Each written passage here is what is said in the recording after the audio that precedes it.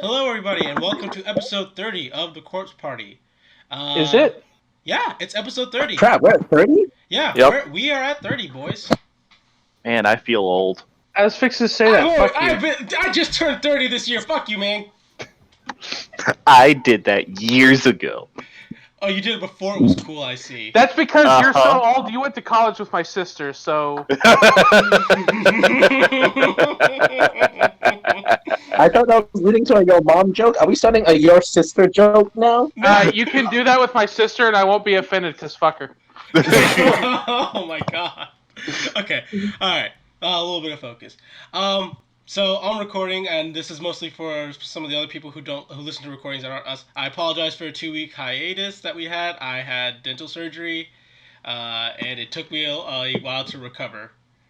I'm We good now. personally apologize to you, Bio. Yeah, I apologize to you, Bio, and to you, Cybot, and to everyone else. Fuck you. Cybot doesn't listen to this. He doesn't. Does he? No. No. Watch him at us as soon as this gets uploaded. Then it'll I prove whether dare he him watches to. this shit or not. This would be a I weird dare you, episode for him Cybot. to jump into. To be fair, Yeah. All right.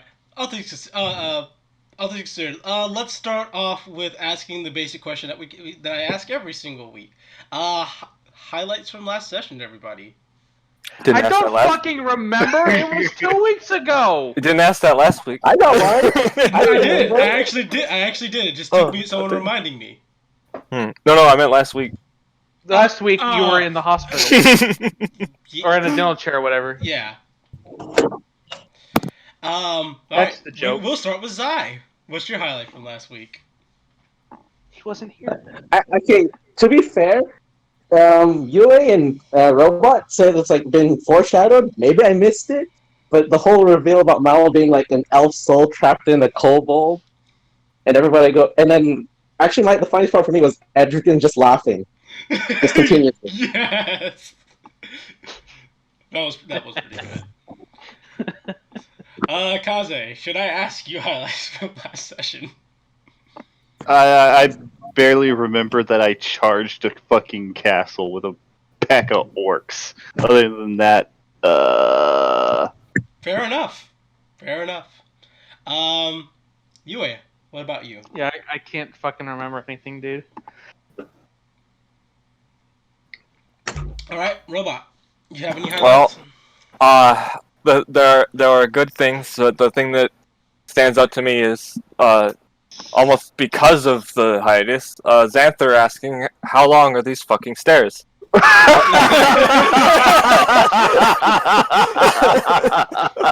They are exactly 3 weeks long. my legs are gonna be fucking massive.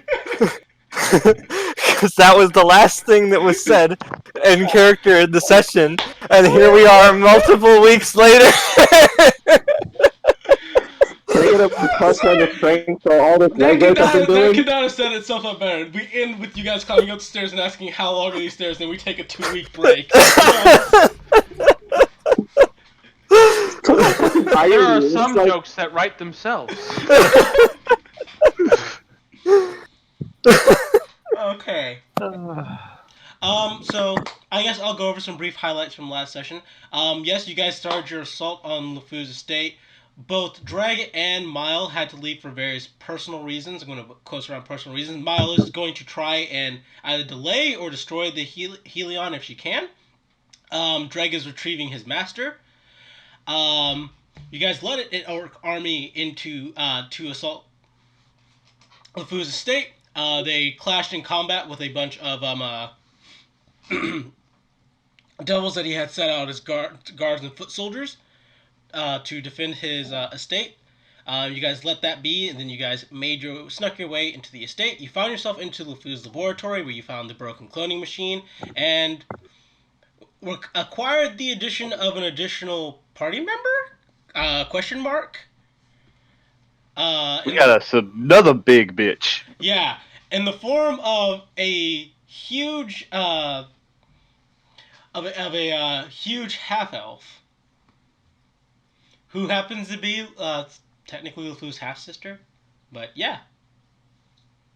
And another child. And she's one of those like special half elf blood berserkers or something, right? Mm-hmm. Blood elf. Technically blood braid elf, but yeah. Well, a lot of people will probably call them blood elves. Why would I do that? Fair point. All right. So things to know about conditions. You guys still are under the effect of the Hero's Feast spell, and that effect will only end if you guys take a long rest. If you take a long rest, it's gone. So try to avoid doing that unless you have to. Also, it'd be weird to take an 8-hour long rest inside of in a state where people would probably actively be looking and suspicious. While our soldiers are sieging it from the outside, yeah. Yeah, most definitely. Hi, boys, nap time. Yeah. Dirt nap time. Dirt nap time. All right. Ah, my specialty. All right. So let's get right into the scene. You guys have been climbing a fairly long fairly long stairwell. Just kind of following it up in the winding direction that it leads to, when you guys can finally see the top of the stairwell.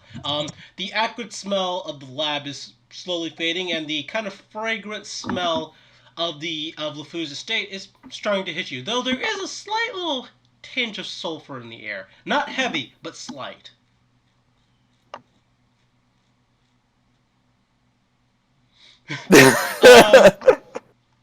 You ever play Mario 64, Zai? It's like that. Oh.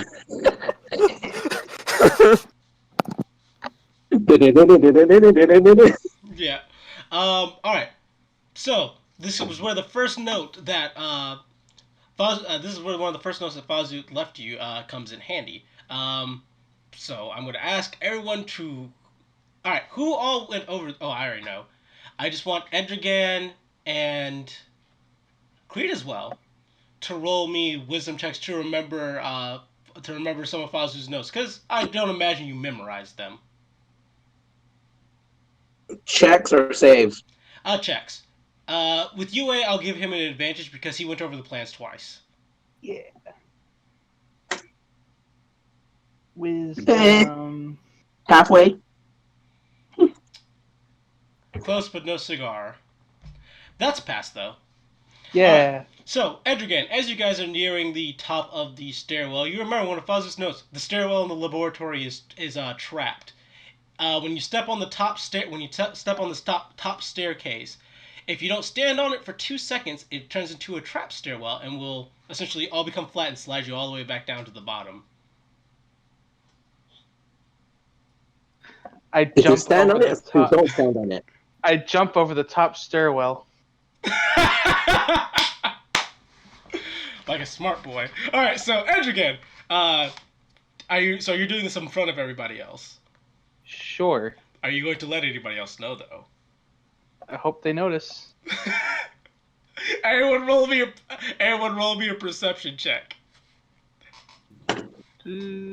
Oh boy. Now this is getting fun. Oh boy. I don't think it's going to be that hard to look at Edragan do stuff. Oh! That's a way to explore anything. Creed notices. He's like, yeah, no, that was suspicious. Edragan doesn't jump for no reason. Xanther notices as well. Edragan does not jump unless there is reason. At all? At all? Like, Xanther? What Xanther? Edragan, what the fuck? Step lively. Bug? Do you see something icky? Can I use that 20 to immediately notice the trap and then tell everybody? As a matter of fact, I would say, yeah, you can use a 20 to notice the trap. Oh, trap stairwell. Right, it was in the notes. Don't step on that step there. Cheddar gives a nice, right, we could actually disable it, even, if that's what you prefer. Since I'm pretty doubtful that your zombies are capable of... Actually, let's keep it.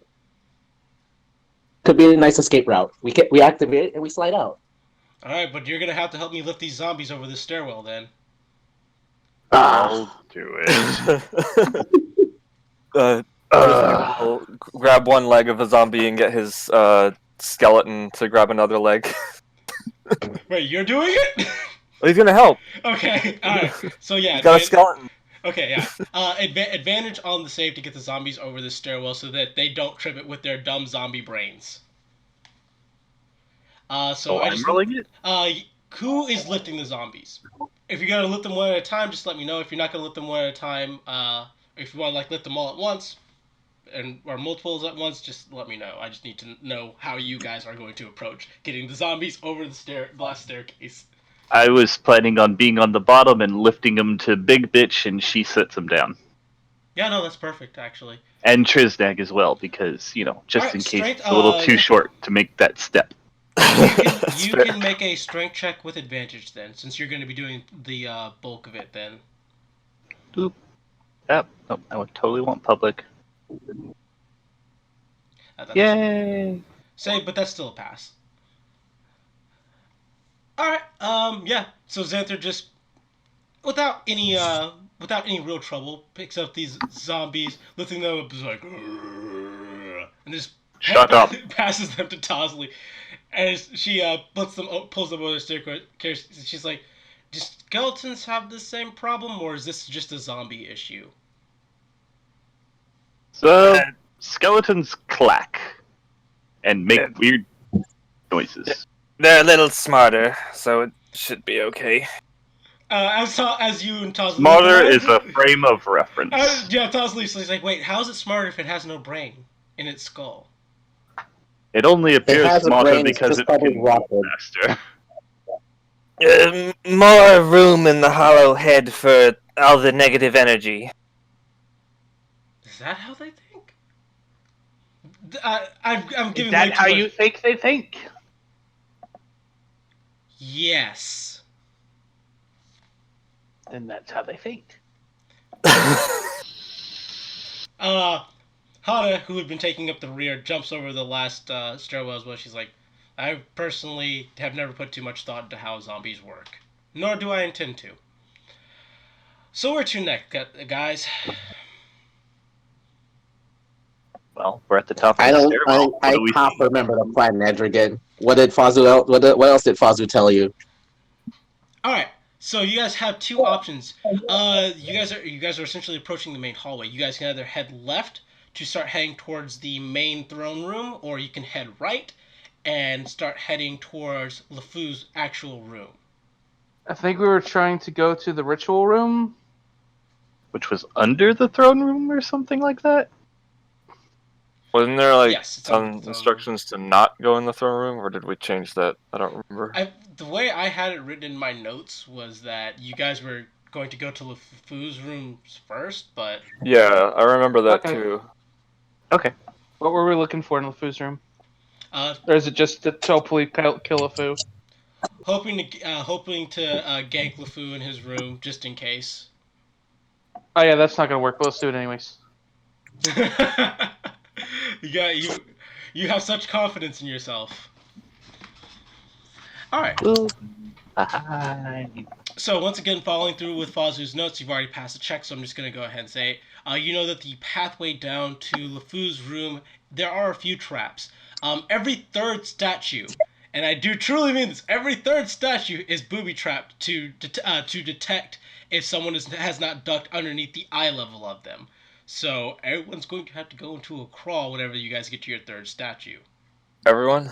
Not you. You short bastard.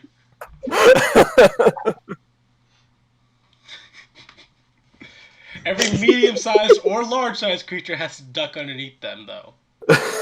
Unless Cheddar and or Creed wants to take a crack at seeing if there's some way they might be able to disable them. Do we know what they do if we trigger them? Fazu has a myriad of different things written down. He's like poison gas, fire, spits fire, shoots lightning. Oh fuck! If we just duck under them, we're ducking under them. Just crawl, damn it. Yep. Yeah, if we can duck under, we're just gonna duck under it. Might be a little hard for our blood elf, but she'll be fine. She gets down her hands. She's like, "This is demeaning." And We're going to his room. You can explain it to him. I can ram his head into one of these statues. Seems like that. If you stand up and die, your zombie will be demeaning. Fair point. She says, keeping your head ducked low as you guys continue to crawl your way down this hallway. So you crawl your way down this hallway. And this is a very lavish hallway. You notice it's far more lavish than the entryway. The carpet even the carpet in this room is made out of very fine silk. The statues are all of different kinds of smaller and lesser devils. Nothing like a lemur, mind you, but more like imps, bearded devils, barbed devils, and the sorts. Any spiked devils as well. Let's see. You guys pass by the first room. You guys pass by one room as you guys are going by. That room Fazu has labeled as the armory. You have a choice. You can stop by the armory if you want to. We'll loot Did later. he say there was anything funny in... Oh, yeah, we can wait till after we kill the food. It'll be fine. Smart. All right. I would like a perception check.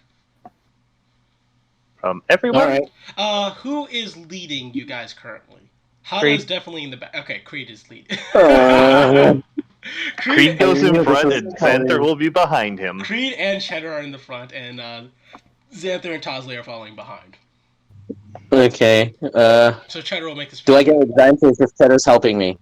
He's not helping you. He's making, Doing his own? Yeah, he's doing his own perception check. Yeah, more or less advantage. Well, 25. I think, Shit. I think yeah, you got it. Cheddar is paying attention to the statues, just kind of thinking, lost in thought. Whereas you crawling along the floor notice that from the armory, from the armory, you can hear the sound of kind of hushed whispers. There's people in the armory. I think they know we're here. For the DC 25, that's enough of one where you can make out that they're talking to each other. You're not sure what they're they're talking saying, to- but they're just talking to each other. They don't seem to have noticed you guys are here yet, though. Okay. Ooh, there's people in the armory. Bum bum bum bum bum bum bum bum. You mean I'm gonna- gods or something? Don't know. They're speaking to each other. I'm gonna get closer. You guys stay the path. Stealthing closer. Don't fuck it up. All right. This one I got advantage on. I got the shoes. Yep. Creed, roll me a stealth check. Ooh. Yep, pass. All right. So you managed to get your way up to the door. Putting an ear to the door. Do you speak Infernal?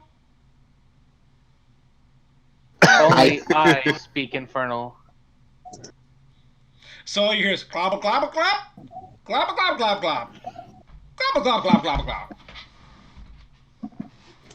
glop. Go back. Cheddar. So what's the deal? What were they saying? They speak demon. I don't understand demon.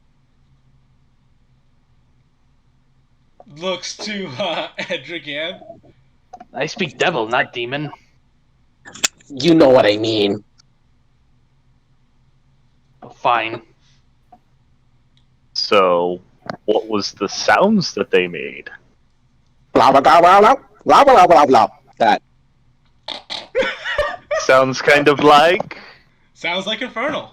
It sounds like they're speaking in Turkey. I don't know. I'm gonna go look. Alright, Edrigan, roll me a stealth check. You Alright. fools. I need help by Creed to be Can stealthy. Yes, I'll show him where to step. We're like, Can pray for him? Yeah, Triznak can cast guidance. Pray hard. Just kind of like chill stealthing. And it's like, oh shit, Edrican's stealthing. You start praying. Edrigan, roll me stealth with advantage plus the guidance. Give me that 1d4. It looks like you're supposed to roll the 1d4. Actually, that's weird. Though the target Yep. can roll d4. Weird. Yeah. Weird. Yeah, I've been doing it Alright, wrong the whole Chumash, time. how much do you like me? A lot. Oh, Wow. That's pretty now roll that advantage stealth check. Normal advantage. now that you have an actual Ooh. 15, 15, 16, 17, 18, 19. That's right, I can't do it on this tab. Whoops. Other tab. Not quite as good as Creed, but hey. There we go. I remember I hid that tab. Where is the... Okay, so they don't have a bonus, so it's just going to be their passive then. Which means you pass, actually. Yeah. No one seems to notice as you slowly creep up to the door. So now I just need you to roll me a perception check, just the same as Creed would have. It's not exactly easy because this is a rather thick door, but...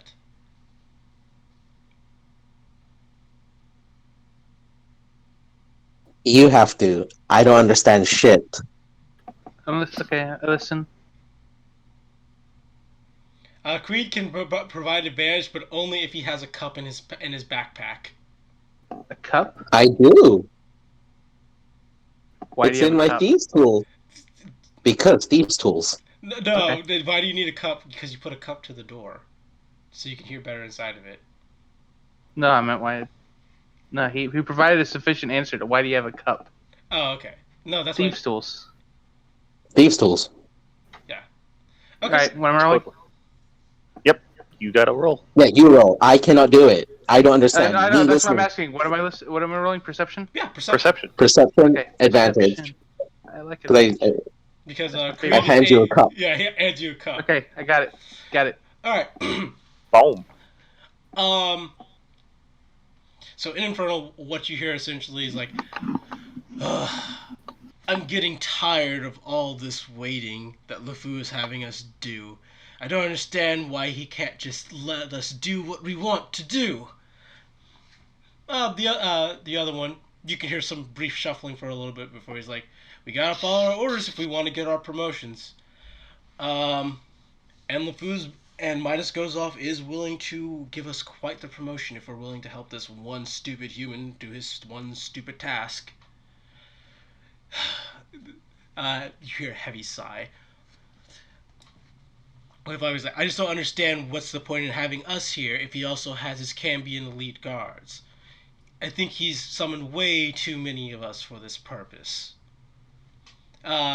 You can assume that there's a pause there, probably some sort of shoulder shrug of some kind. And he's like, whatever, we're just here to guard the armory to make sure that no one gets inside of here. And as long as we do that, then we don't have to really do much, and we can consider our contracts fulfilled. So let us hope LeFou was mistaken when he assumed that someone had already broken into his estate.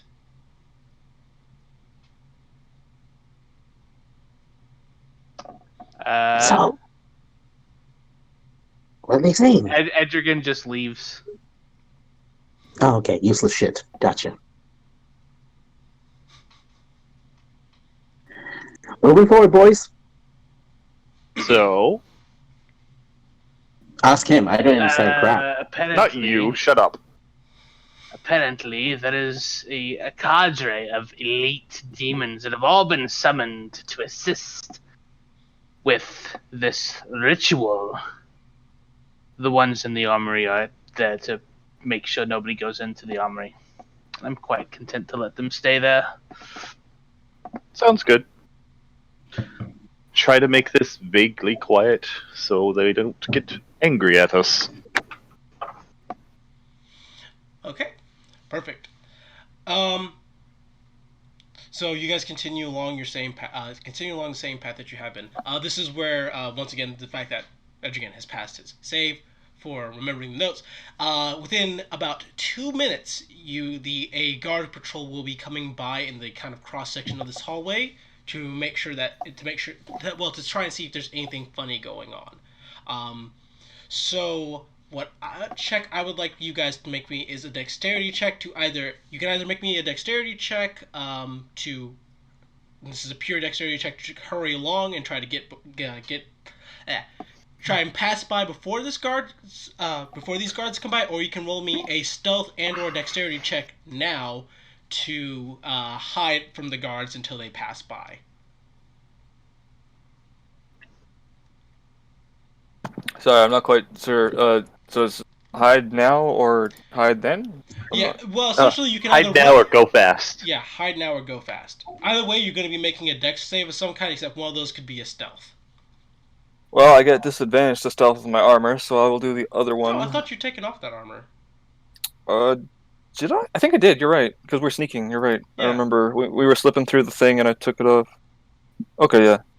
It's in the bag. The only one who hasn't taken off their armor is Xanther. But that's because that shit Because does I not... was amazing. I remember that part now. Yeah. That was very impressive. Alright, so, Cheddar. I guess we're going fast.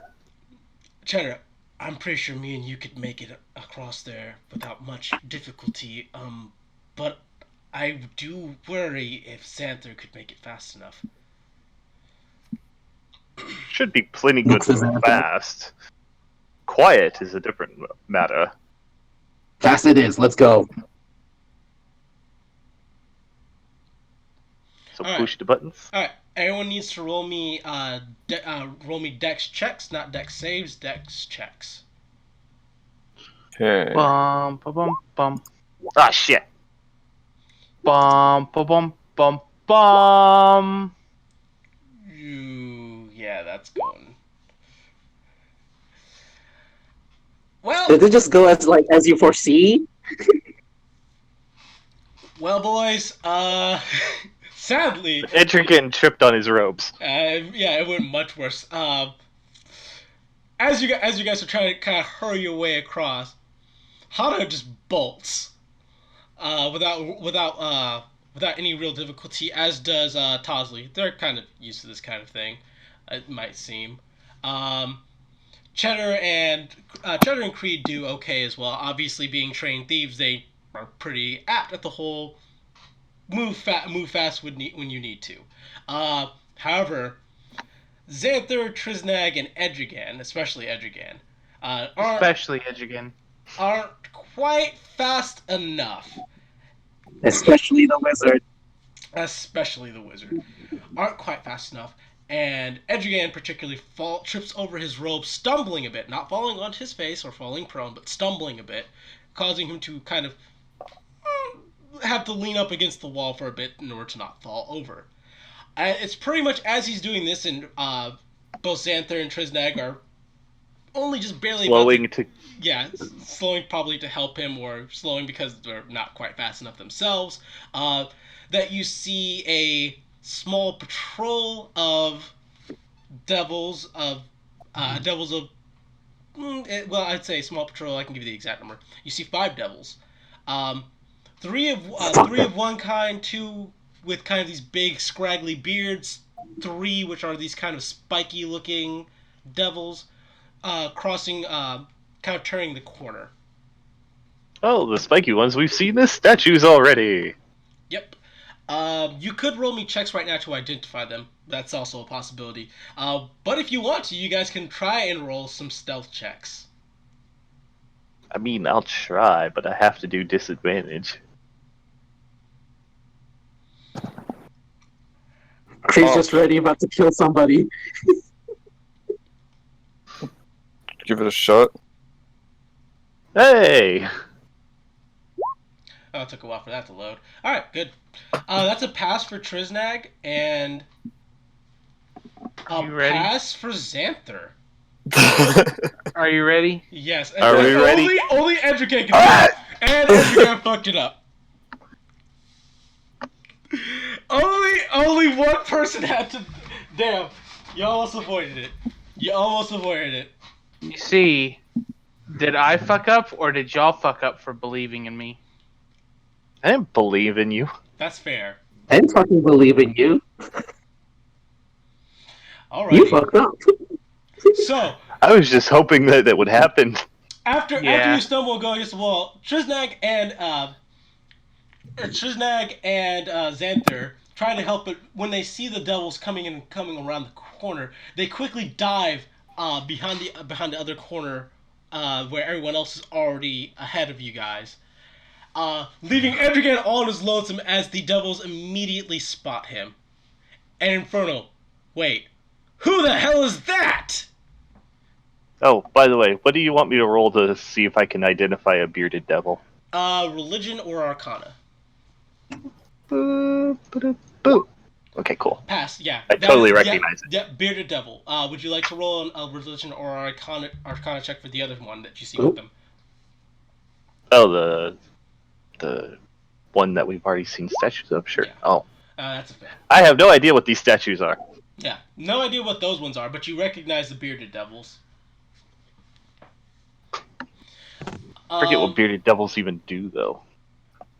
Awful They stuff. grow beards. Yeah, Beyond pretty that. cool beards. So what I'm gonna say right now is let's go ahead and roll for initiative, everybody. Theater of the mind for this one. I was pretty hopeful that you guys wouldn't have to do it. Could actually going to be able to. Again. My faith was ill placed. Oh, I made the mistake again. I didn't click my Yeah, token. don't worry. I will. I didn't add your token to the initiative yet, so that's my bad. I was excited. I was like, it's I time don't to even roll. exist. Okay, so Huh. let's. Wait, you're right. What the fuck? I'm probably behind. Yep, I was behind Nightwing the whole time. All right. Also, I just realized you probably would have had difficulty with the zombies as well. Oh yeah. I was Why just are kinda these hoping you zombies forgot- in our Because I remember, I forgot that you guys had when I was thinking about this, I had forgotten that you did not put the zombies and skeletons inside the bag of holding. You had them out. No. So there's no intruders, but there sure are a lot of undead wandering around today. Honestly, you guys could have used them as a distraction to lead the guards away. But you know, that's a thought for. We could still do that if we wanted. We just have to manage to get Edrigan out of there. I'm sorry, I was too busy standing in the middle of this hallway picking my nose. Okay. Let's see. It's been a while since I had to add something that doesn't. Oh, there we go.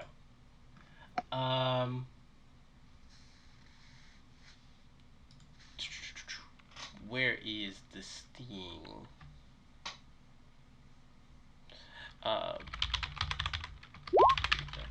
One.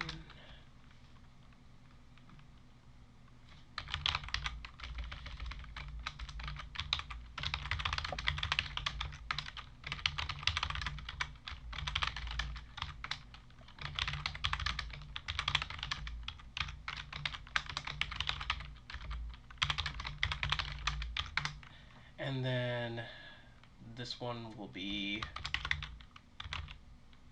Hana, and then one for Cheddar as well. Delete that one.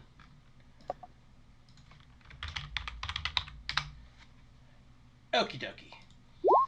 And now to roll for all of those people. For some reason, I apologize, I could not find Cheddar's token. I know I placed it on a map somewhere, but it's gone missing. And it's not in the folder where it's supposed to be, so... Not too sure about that one. Cheddar's just gonna duck out on us. Like, bye guys. Like everybody else. That's not what Cheddar. That's not what a Cheddar do. I'll probably use our break time to go find his token.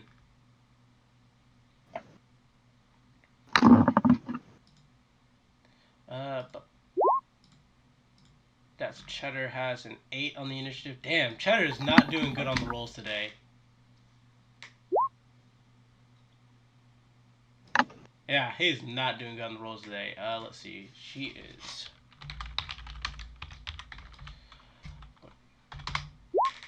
Okay, yeah, that makes sense. 18, and then need to roll 3 times for these guys. Where is the? They don't have bonuses, so yeah, that's fair. 1, and then 2, and then 3. Did I do that right? Yeah, I did that in the right tab. Okay, so Bearded Devil 1 is 4, this one is 1, and this one is 8. 9. Yeah, I should roll for Tasley as well. That would be the smart thing to do.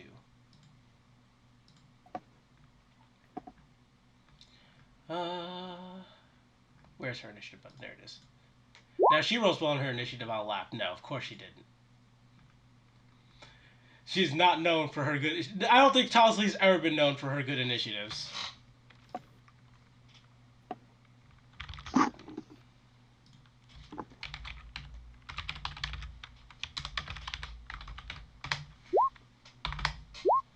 And that's... And... Alright, so turn order has been decided. Xanther, surprisingly... Xanther, you know what? Thematically, that makes sense. Xanther and Trisnax are the first ones to be able to act. Alright, so they immediately spot Edrigan, and in Infernal, they of course have shouted. What everyone else heard is like, grab, grab, grab! Edrigan, who the hell are you and how did you get here? Xanther, you have the ability to react. Oh, fuck, they saw him.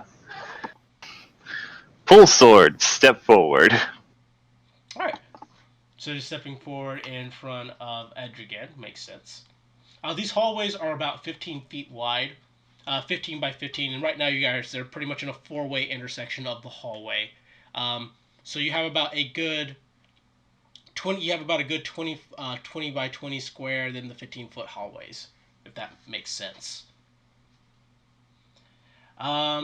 So draw sword, step in front of Edrigan. That's all. That's all you do.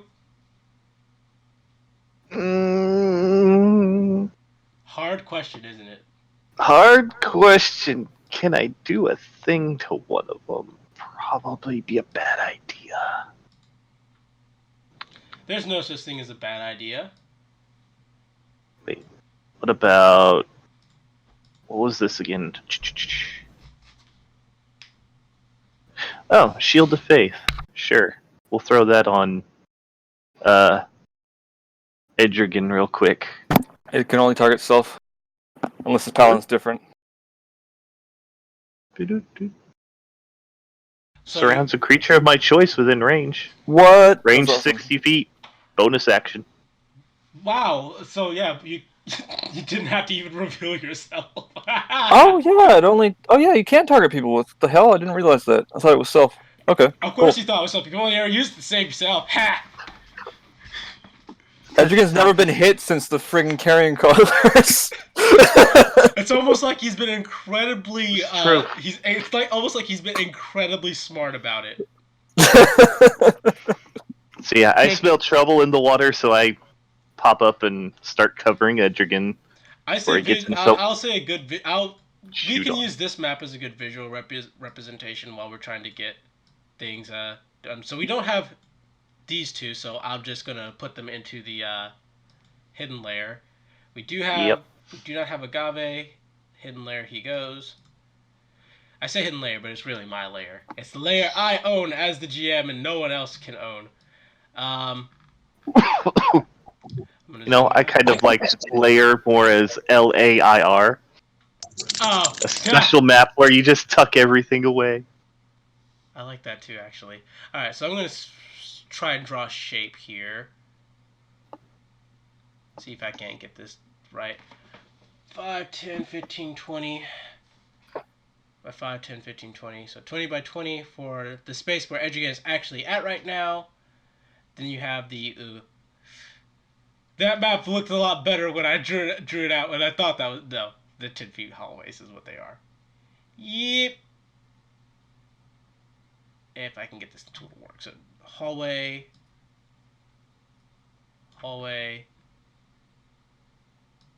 Maybe because the room is supposed to be 25 by 25, but I said what I said, so I'm going to fix this. And honestly, I think narrow hallways make more sense. Yep. Yep, don't do that. Alright, so now we got a nice visual representation for that, and now let me drop these tokens for them on the battlefield. Once again, I apologize for this, guys. I was not expecting... I thought the stealth would go a lot better. Again. Your mistake was having faith in me. But if I don't have faith in you, then who do I have faith in? Trisnag. Well, he is the cleric, so having faith in him is pretty well placed. Yeah. Why is this chocolate called Nut Milk Squares? Because it's got the nut milk. Oh no, I touched the zoom button and now it's a weird number and I can't get it even again. 108? Not what I want. I want 100. No. Wait, I know. I'll go to 10. There we go.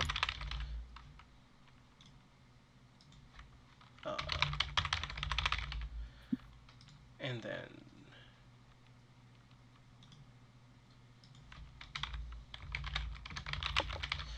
okay, that should fix that. When I drop these tokens initially on the map, you know how it's going to happen. It's going to make them gigantic for no reason. So here is our bearded devil. Boop.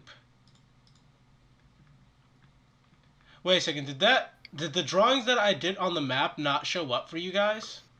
I see nothing. No, You don't even see the map yet. if you drew them while you were on the GM layer, they're going to be on you. You gotta Oh, draw. right. I see what I did wrong. Just draw a bounding box around them, and then you can right-click them and make them go to our layer. Yeah. There we go. And don't worry, Aha! I'm going to fix that one. Jesus, no! It's so fucking. It's gonna kill us Yeah, all. that's way too big. Take the wheel. Yeah, they're only about Oh, this. there we go. Yeah, this is the right size. Beep. And then I need to drop these ones on the map.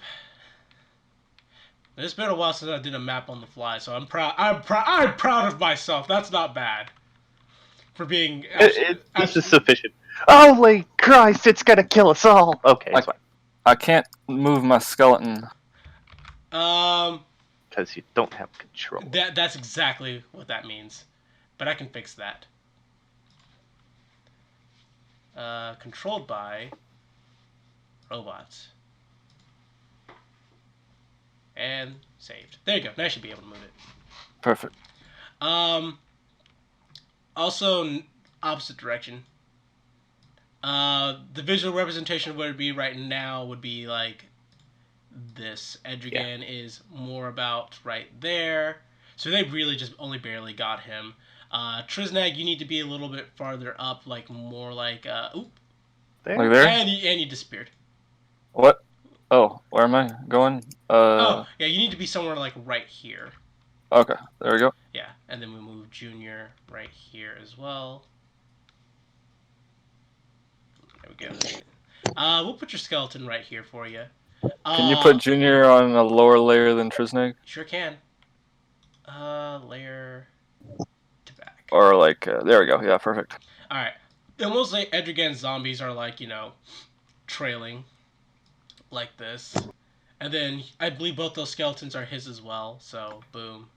Yeah. And boom. Creed and Cheddar. There. Ali will make Kesley. Tosley will be right here. And I need to get the token for Hada. So give me just a moment.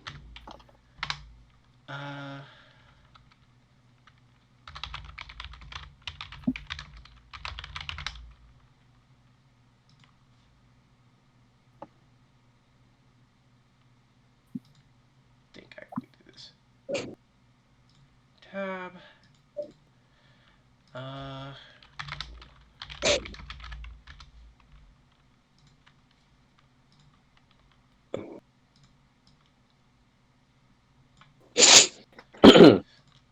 Got a cold, buddy? Nah, just my standard sniffle. It's like if you breathe in too hard, you sniffle. Yeah, that's fair, because I definitely do that. Allergies, man.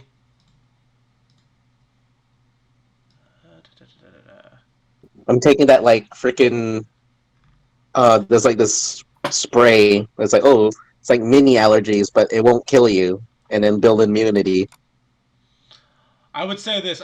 I realized a smarter GM would have had, when you guys were rolling initiative, made these tokens when he realized that things weren't going as planned. But as we've all discovered many a time, I'm not necessarily a wise man. We're bad at video games. I am bad at video games. Okay, I see this is going to continue to be a thing unless I rename the token. Fine.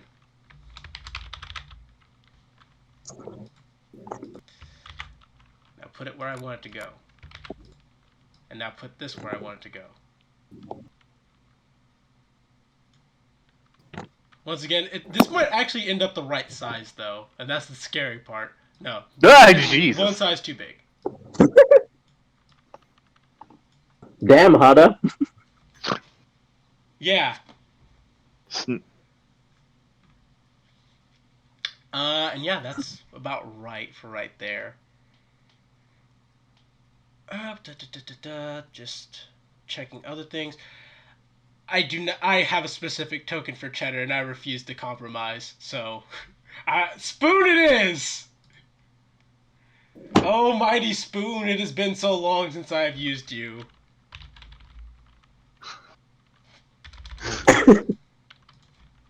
Bring forth the spoon. But this one's your fault. It is my fault. But somehow I feel that that is just fine. I heard that UA. I didn't say nothing. Okay. Alright, so Xanther's had his turn. Triznak, it's your turn. Okay. He's gonna. Jeez, can't even get through. There's gonna be difficult terrain going here. That's gonna be 20 feet. Doesn't really want to go right in front. I guess. Yeah, that would be his full movement. So he'll move here. Draw his shield as an action. Draw his weapon as a use object interaction, and bonus action command the skeleton. It can't even get through the crowd, I don't think. Don't worry about it getting through the crowd. These are friendly, so I'll allow it as long as he doesn't end up in a square with another where another character is currently occupied. Okay. Right, so stand in the zombie instead. Skeleton will If I actually wanted go. to be mean, I would say that he gets reduced movement for every 5-foot square he moves to an ally, but I'm not going to do that. Okay. Then that's where he'll go, and that's everything Triznak can do. Alright, then we are on to the first of the Bearded Devils, which I'm going to do myself a favor and make sure these guys are labeled.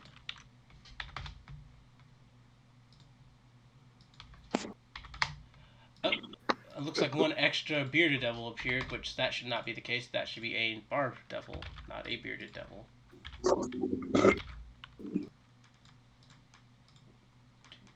And then this is going to be and 2.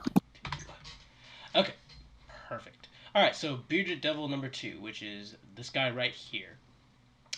He sees everything kind of come around. It's like rolls his eyes, pulling forth his spear. Takes a step forward to the skeleton. I hope that is a very, very hardy skeleton, UA. It is. I mean, It's a skeleton. Alright. It's actually a bearded anaglyph, my bad. There's one good news there's one boon that your undead are getting, but I won't mention it. Alright, so beard. First thing to hit. Does a 17 hit? 17 definitely hits it. Alright, 4 piercing damage. Okay. Are you sure? Oh, no. I thought I'm not sure. Never mind. Continue. Alright, next is this one. Piercing, you say? Actually, I shouldn't have that. Alright, does an 11 hit? No. Okay, good. Alright, so, this Bearded Devil takes a step forward as his the tendrils in his beard. By the way, notable for the kind of coloration of these devils. And I think it's somewhat relevant. They kind of have a goldish hue to them, and even with these bearded devils, you notice that their beards have little trims of gold and jewels in them. And even the barb devils, their spikes are made of gold, and their eyes glow with like some kind of a gem-like sheen. But yes, this beard devil lunges forward with its golden beard as its beard pierces through the skeleton. He swings forward with his glaive as well, but your skeleton is pretty quick to move out of the way. Or perhaps just because the beard had dragged it down a bit, the glaive swings and misses. It is now Creed's turn. Creed's eyes twinkle with all the gold he's seeing. They look like fucking dwarves. I was just trying to, like, didn't you buy them armor? Thought. Yeah. It's still Okay. it was still 17, so even if he'd bought them high quality armor. Oh right, he was. I remember he was all like no shields, and he even made fun of my skeleton. That's right. Yeah. Oh yeah. Yeah. Okay, I think I can make this. Can I make this? Yeah, sure. Alright, so I'm gonna... However, Oops. you would take an attack of opportunity from the bearded devil if you take that path. Alright, I think I can be a smarter path and do this instead. And that are you going to end up in this square here? Oh no, I'm gonna cunning action into there afterwards, yes. Okay, That's yeah, my plan. that makes sense. Okay. Okay. All right, yeah. So you go ahead and you your way to that. So Creed kind of dashes and tumbles his way through till he gets right next to that adjacent skeleton right in front of the bearded devil, and he's like, eyes blink. Where did you even come from? In common. Shiny. Stab. 17 on a bearded devil of this variety. That's a match. It's a hit. Alright. No assassinate because he actually had his move before me, Okay. but still gets sneak attack because a friend is adjacent. Yep. Damn. Good sneak attack damage. I'll give you that. Oh, there you go. 17. Alright. 17 damage. Which reminds me. Okay, and cunning action, disengage. Makes sense. Ooh, wow, yeah. Oh wait, Crane will quickly say, does the gold on you disappear when you die? Because I want it. as he runs away, the beard devil. Cocky little piece of shit. I want you go. Edrigan, your turn. Whoop.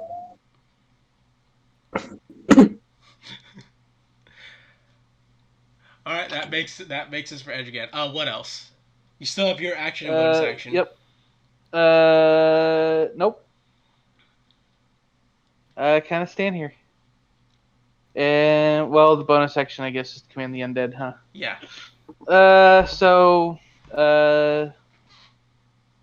I'm just gonna have the undead shuffle. I would say this. You can take your action to dodge. What am I dodging? You just get beneficial. Yeah. You get the next person to attack you would get disadvantage because you took the dodge action on your turn. Whoa, I'm gonna dodge. Sometimes I'm helpful as your GM. Yeah. And I use my bonus action to command the undead to shuffle forward and Make attacks, which makes sense. well, I would say one of those zombies will take an attack of opportunity. The one that's right here will take the. I thought it was only if they left. Yeah, he No, left. it's- He left a threatened square. He left this square. He left this square to get into this square. I thought It's not leaving I the thought it range. cha- I It's thought it whatever changed. square they You- threaten. Yeah, he So moved even if from you're this- moving within it. Yeah, he moved from here. He moved from here to here. I thought that's how it used to be and it changed. But okay. Mm-mm.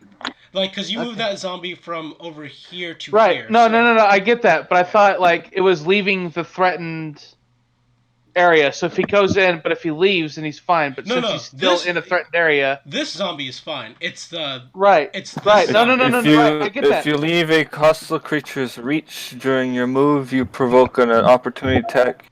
As explained later in the chapter. Damn it, that's not what I'm looking for.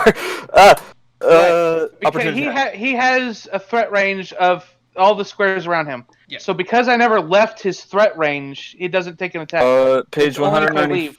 195, Player's Handbook. It seems when you leave their reach. Okay. Doesn't say. If it says reach, then that's then I would say that what UA says is right. Yeah. Also, Yeah, I still think that what UA says is right, even if it's not reach, because even if it's range of attack, then that still constitutes. That allows you to move around enemies in combat, which is good because that's something that I've been struggling with for a very long time because I've just been going on the old rules on that where it's like you pretty much get locked into place, which sucks. Yeah. But for That means that zombie won't I don't think right, but I don't think I can give them two commands. I can say Oh, you are correct. right. So the bonus action, the command I give them is to move into position and block the hallway. Okay. All right. Hada's turn then. Hada.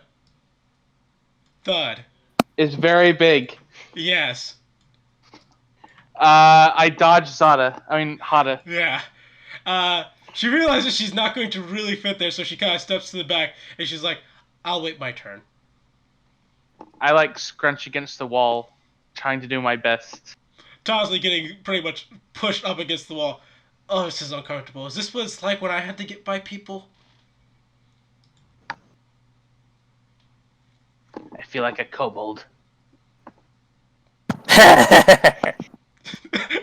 Laughs in Trisnag. Alright. That's Hada's turn. She's gonna ready an action to where if a bearded devil or if an enemy gets in range of where she's standing, she's going to hit it. Which is fair. Alright, this Barb Devil here, Barb Devil number 1, is going to go ahead and attack your zombie. He gets 2 attacks. One with the beard, one with the glaive. Does a 16 hit? Zomboy, probably, yes. Alright, 16, he takes 9 piercing damage then. Okay, Does a 10 hit? yes. He takes 6 slashing damage. Okay.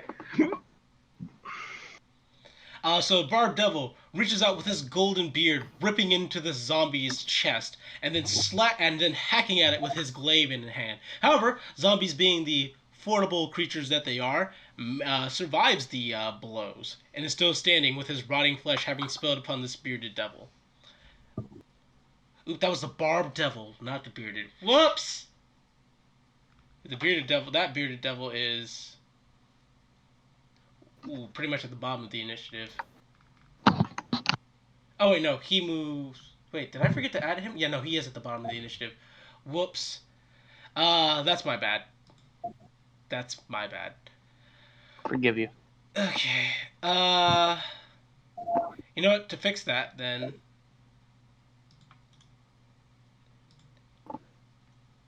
We're gonna take back that move and take back those damage. Hooray. Sorry. Alright, so I will actually go to Barb Devil number 1 then, who is simply going to take a 5-foot step forward, and is essentially going to do the same thing to your zombie there. I think he also gets... Yep, 3. He gets 3. Oof, that's a real monster right there.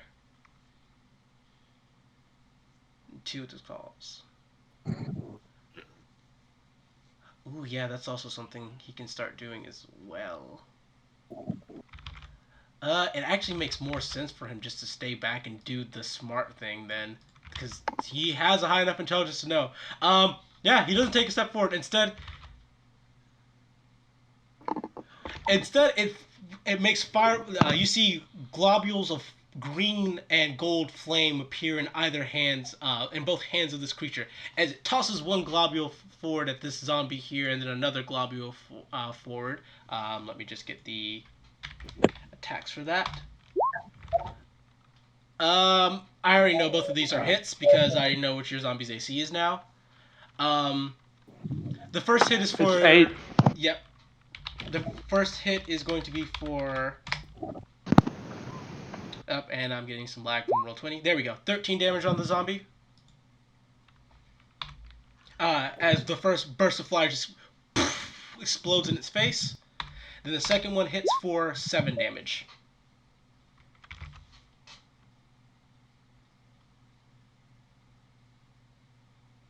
Also, any clothes that are on the zombie are now on fire. Naked that? zombie. I said any clothes that are on the zombie are now on fire. Oh no! So that's 20 damage overall to the zombie, as he gets hit with 2 globular fires and is lit ablaze, all of the clothes burning off of him as he burns in golden and green flames. Not dead, because not dead yet, but Pretty. Alright, Barb Devil number 2. Second verse, same as the first.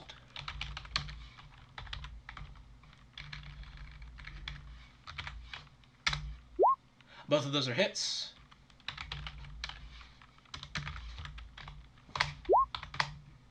Uh, 21 damage to that zombie.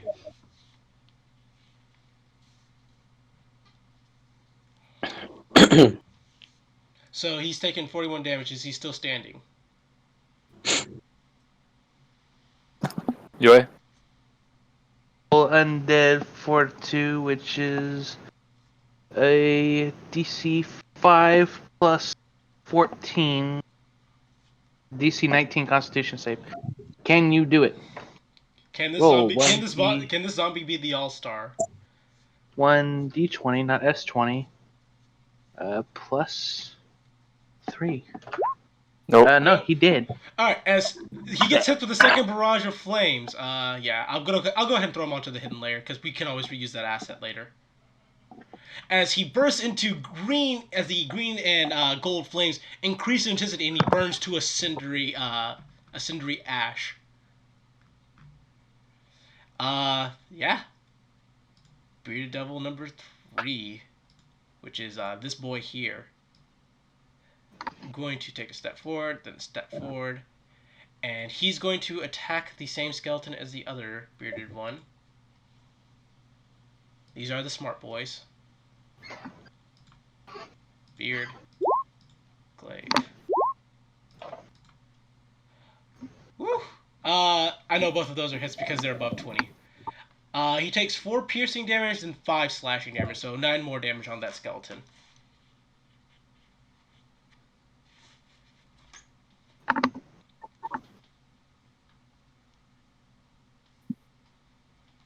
So which skeleton? I don't have control of my skeletons. Okay, that's weird because I know I've given... Because I used to. Yeah. Like 2 minutes ago. Yeah. That's, There you go. Yeah. Okay, get control of them again. And then let me make sure that you have control of the zombies. Yeah, you have control of the zombies. Yeah, I had that. I'm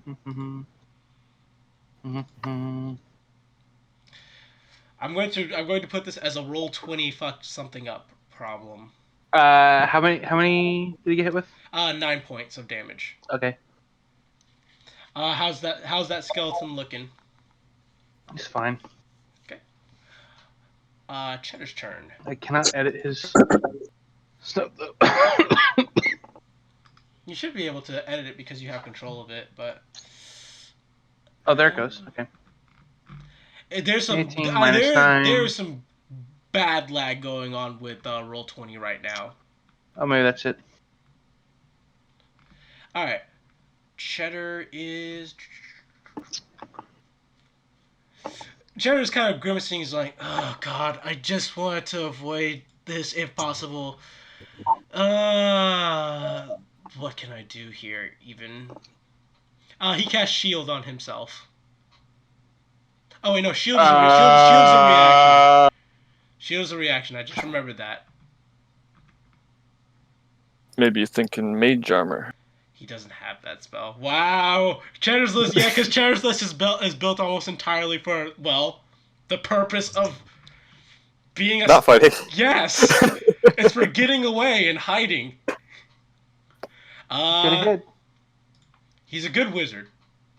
He's very good at his one specialized job. Alright, he's gonna cast Hideous Laughter. Creature within 30 feet. Ooh, he has to move first. 5, 10, 15. And then I think he's in range to... Yep, within range. Hideous Laughter. So, blah, blah, blah. Sees everything is hilarious and falls into offensive laughter.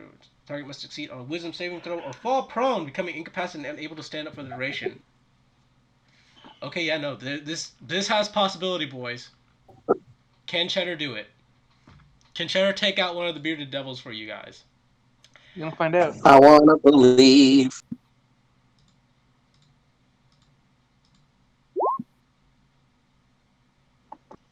Oops, that was wrong. And add +2 to whatever this roll is.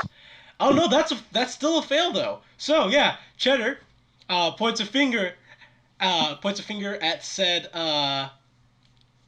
bearded devil. And he's like, "Your mom is joke?" He shrugs his shoulder as the bearded devil, "My mom is joke." And then falls into an uncontrollable fit of laughter, falling prone to the ground.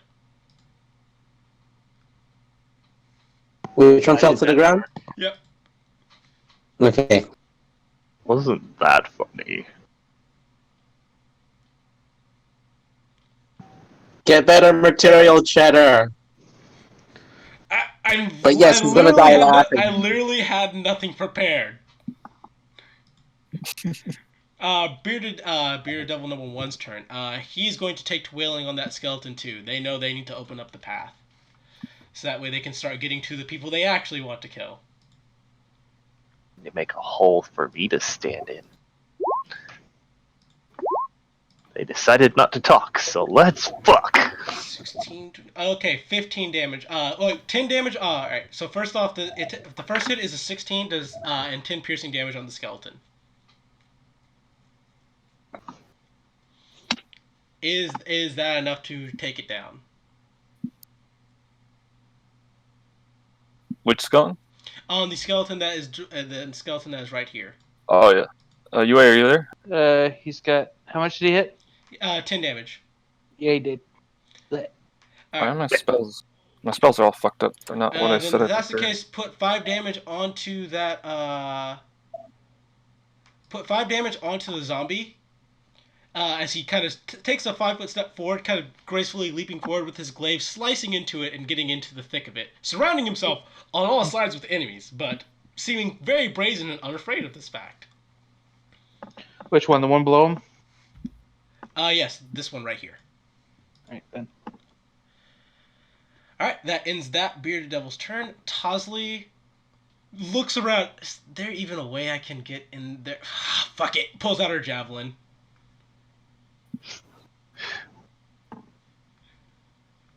There she is. She knows better than to try to do anything that's not necessary.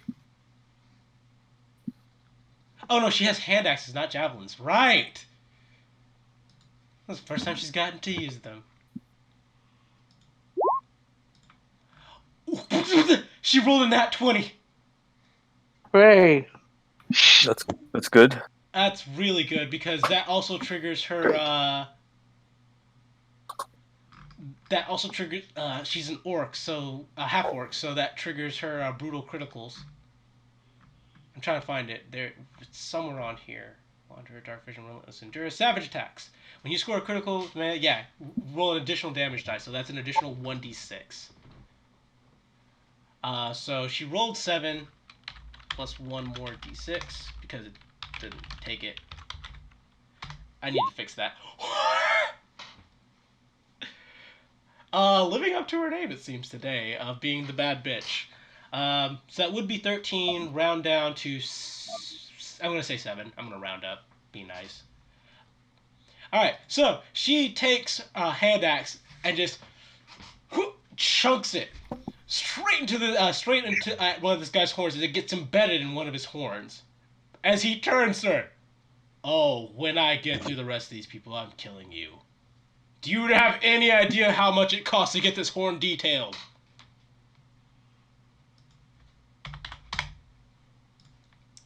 How much? I want to know your net body value. Of course you do. Danger, Will Robinson! Danger! Actually, that was the wrong one. I've done it again. I've done it again. It should have been this guy. I'm getting. It's because I can't hover over it and see which one, and it makes it a little more difficult. All right, Xanther, it's your turn again. Woohoo! Okay. So now I have somebody to fight. You sure We're do. gonna fight him. Oh wait, I forgot. Hana does have a 10-foot reach with the piece of material she is. So she does get an everybody's attack on that guy, because She can bonk him real quick. Yep.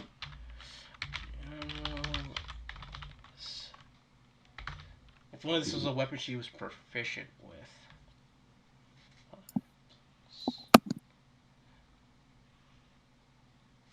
Make sure my math is right.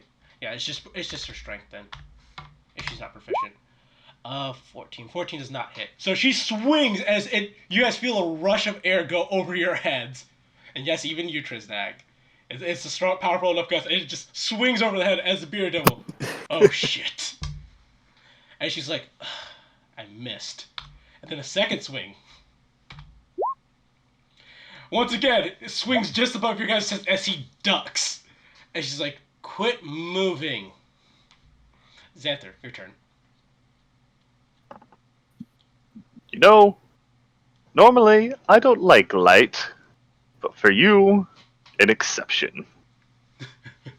Oh no. As oh no, yeah, that'll be fine. Bling. Oh, the branding smite. Next time you hit a creature with a what? Ooh. Oh, I like it. I like it a lot. And then, we gotta go to that part, and then we go to not that one. Where is it? How do you make that do that thing? It doesn't do that thing. Okay, fine. That one.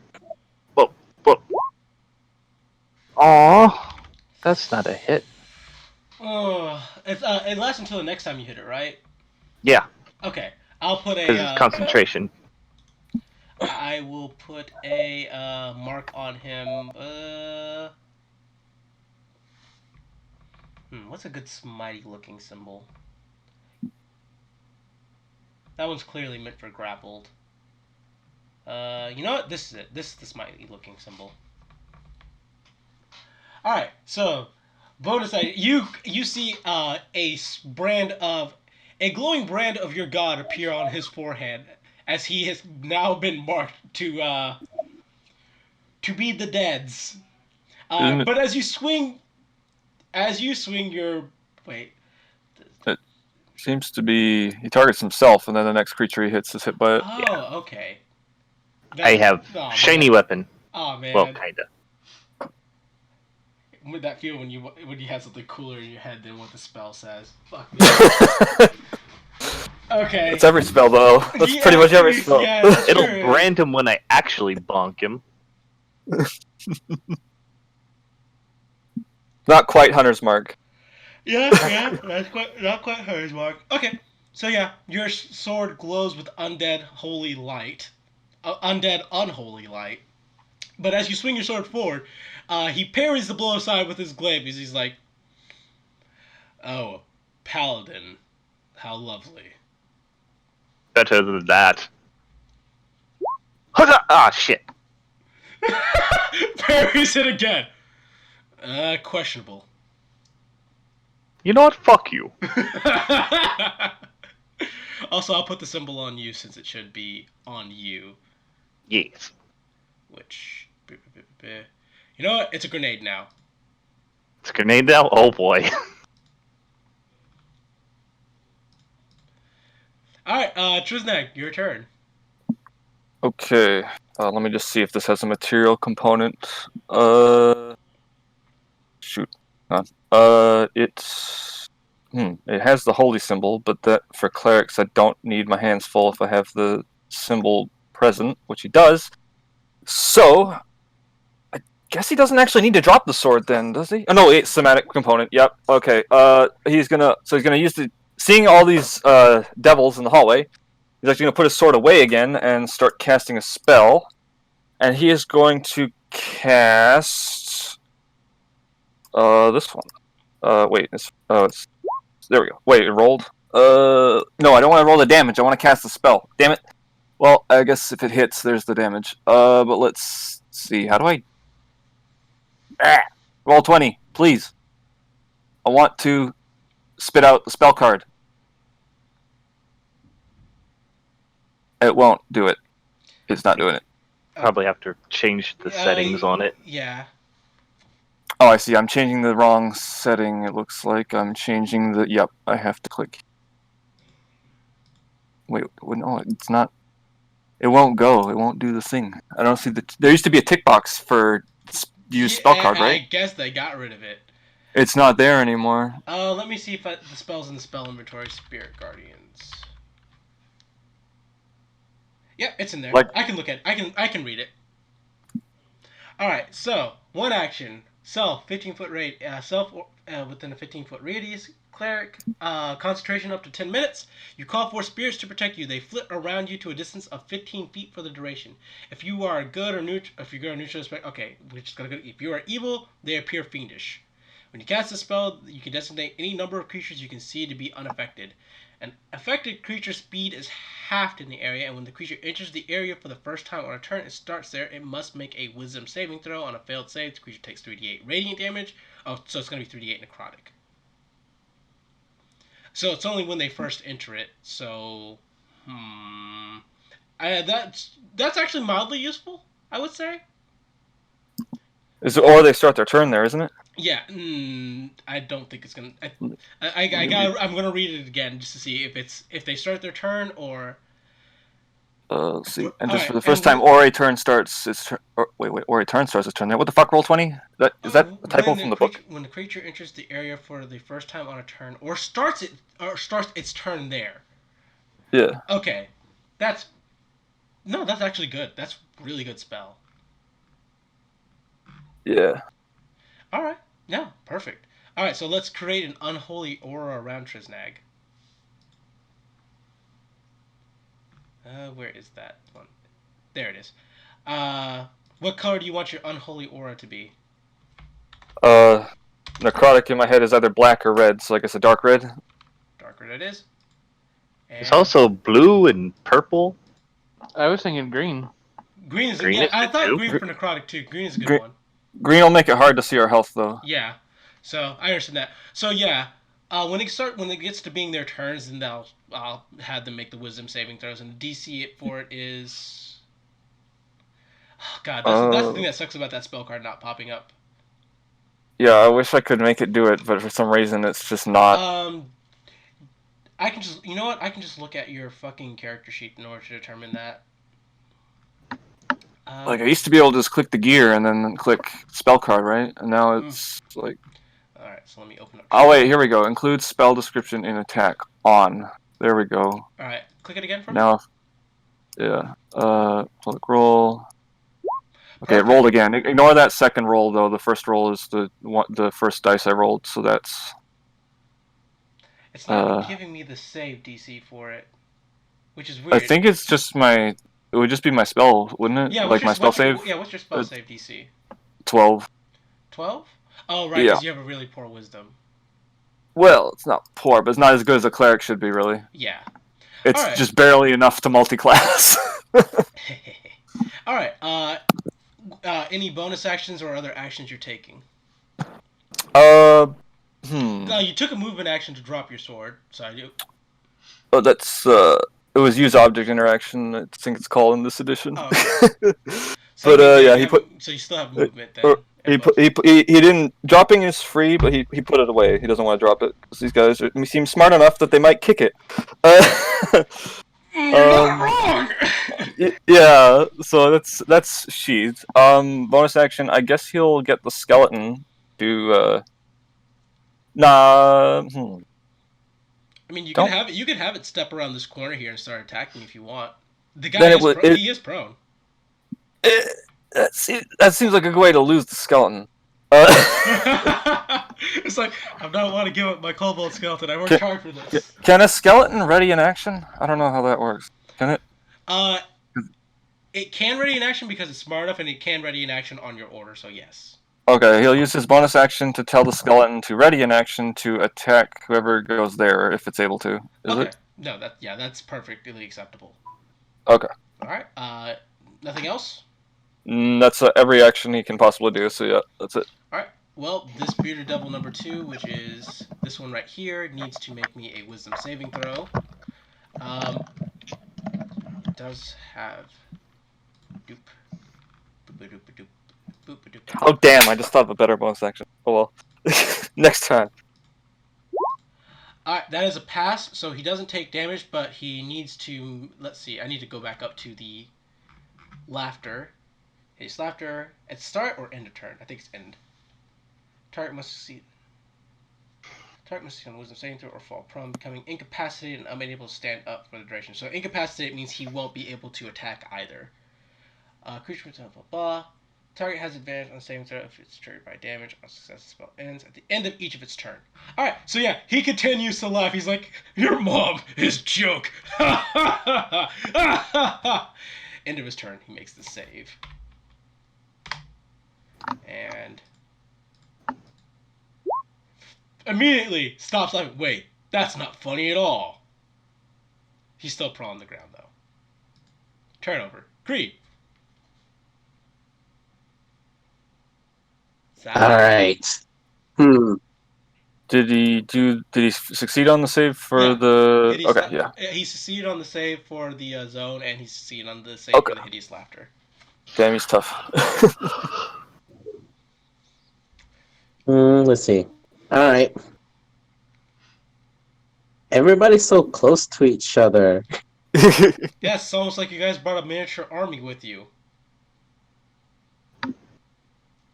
Well then. And an actual Well, at army least- outside.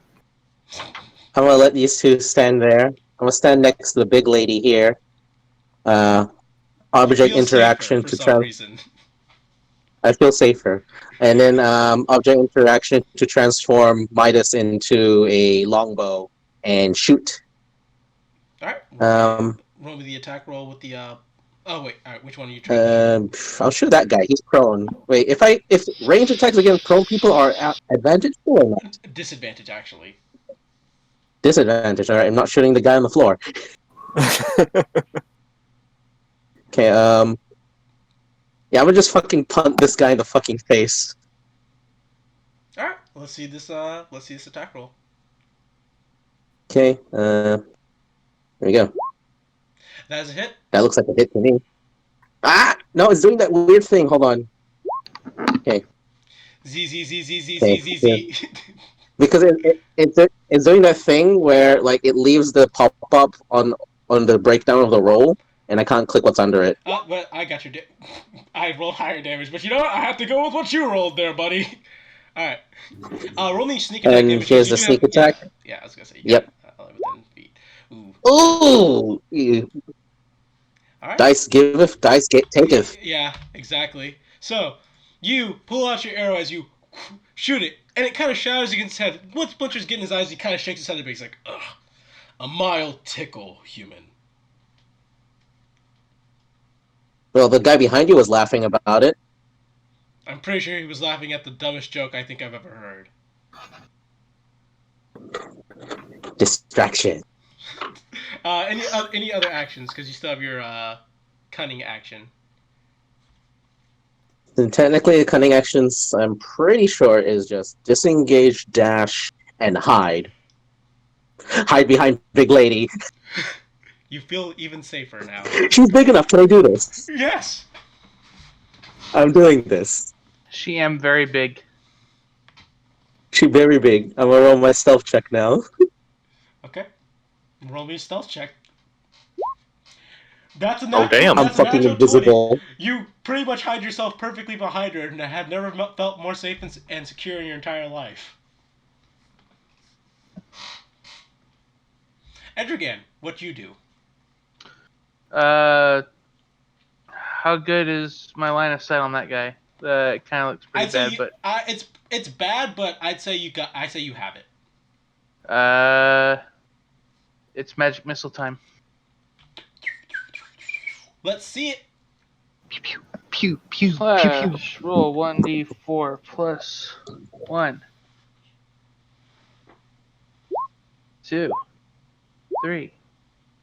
Oh, there's a good roll. Is it 3 or 4? Is it first level or second level? First level. First level? I think first level is 3, but I'm double checking right now. So am I.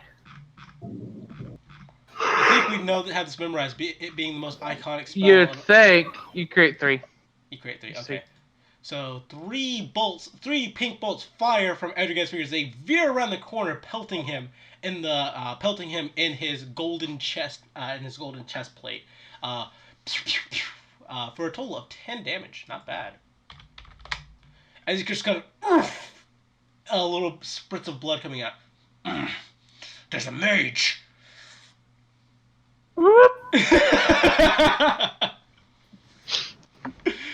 He knows. No touchy. Hottest turn. No, Oh, yeah. Oh, I that's have right. a bonus action for undead, and they attack that demon Devil. devil. The zombie's gonna do his slam attack, Okay. which is Hey, you. plus 3 to hit. Roll 1d20 plus 3 / roll 1d20 plus 3. Bam! Amazing.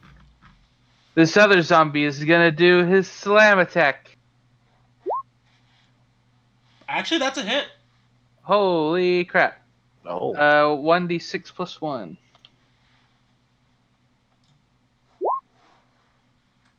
Amazing. Simply amazing. Yeah. Whoa. That's 1 damage. Computer? Wait.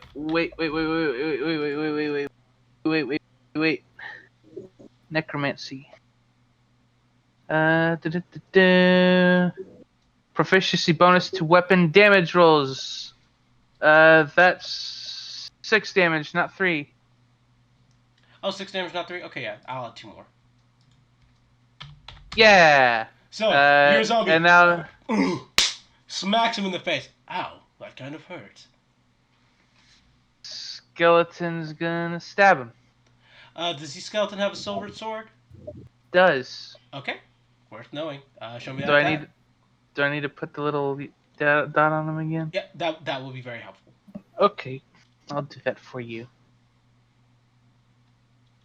Skeleton's gonna stab him with the stabby sword. And that's so plus 4. / 4. Ooh, that's a good attack. That is a damn good attack. Let's see it. 6 plus 2. That's good damage. Do you add your proficiency bonus to his damage? I forgot again. 7, 8, 9, 10. 10 damage. Your skeleton might have just done a really damn good job. Your skeleton takes the silver sword and lands a grazing blow to the bearded devil's back as a sizable gash and a spray of black ichor. Ichor. My bad. Ichor, not ichor. Begins to ooze down as his eyes seem to kind of narrow. I'm gonna cut through these guys first still, it seems. Hada's turn. Let's look at something up. Yep. And she gets 2 of these. Up. GM. However, once again, it's unfortunately an improvised weapon, so you didn't get a proficiency bonus, which is a shame.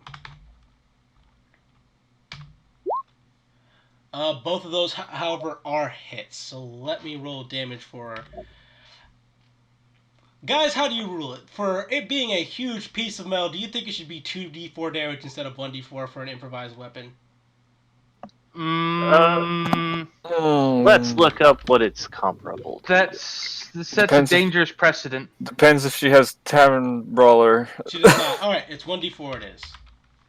But because she hit with Well, both- 1d4 is for like regular sticks and shit. We're talking something big. You see, two people already said Is there a that's giant not club? In I will- in 5e, technically every improvised weapon is 1d4. Yep. Unless you have Tavern Brawler. Yep, so that's unfortunately what it's going to be. There we go. It's been decided. Mm. Alright. I don't like this, but whatever. This is a two-handed weapon for her, but that doesn't matter in this edition. So 2d4 plus this. And the only reason I'm doing this is because I'm just putting two rolls as one. Yikes. So 3, 8, 4, and 4. Yeah, no, it ends up being the same damage even when it's halved. How about that? So she clocks this guy across the head once, twice, as his horns begin to chip. Or wait. No, wait, that's not what it says. I don't There's even a know. I got maul that, Yeah, essentially it would be a maul, but, you know.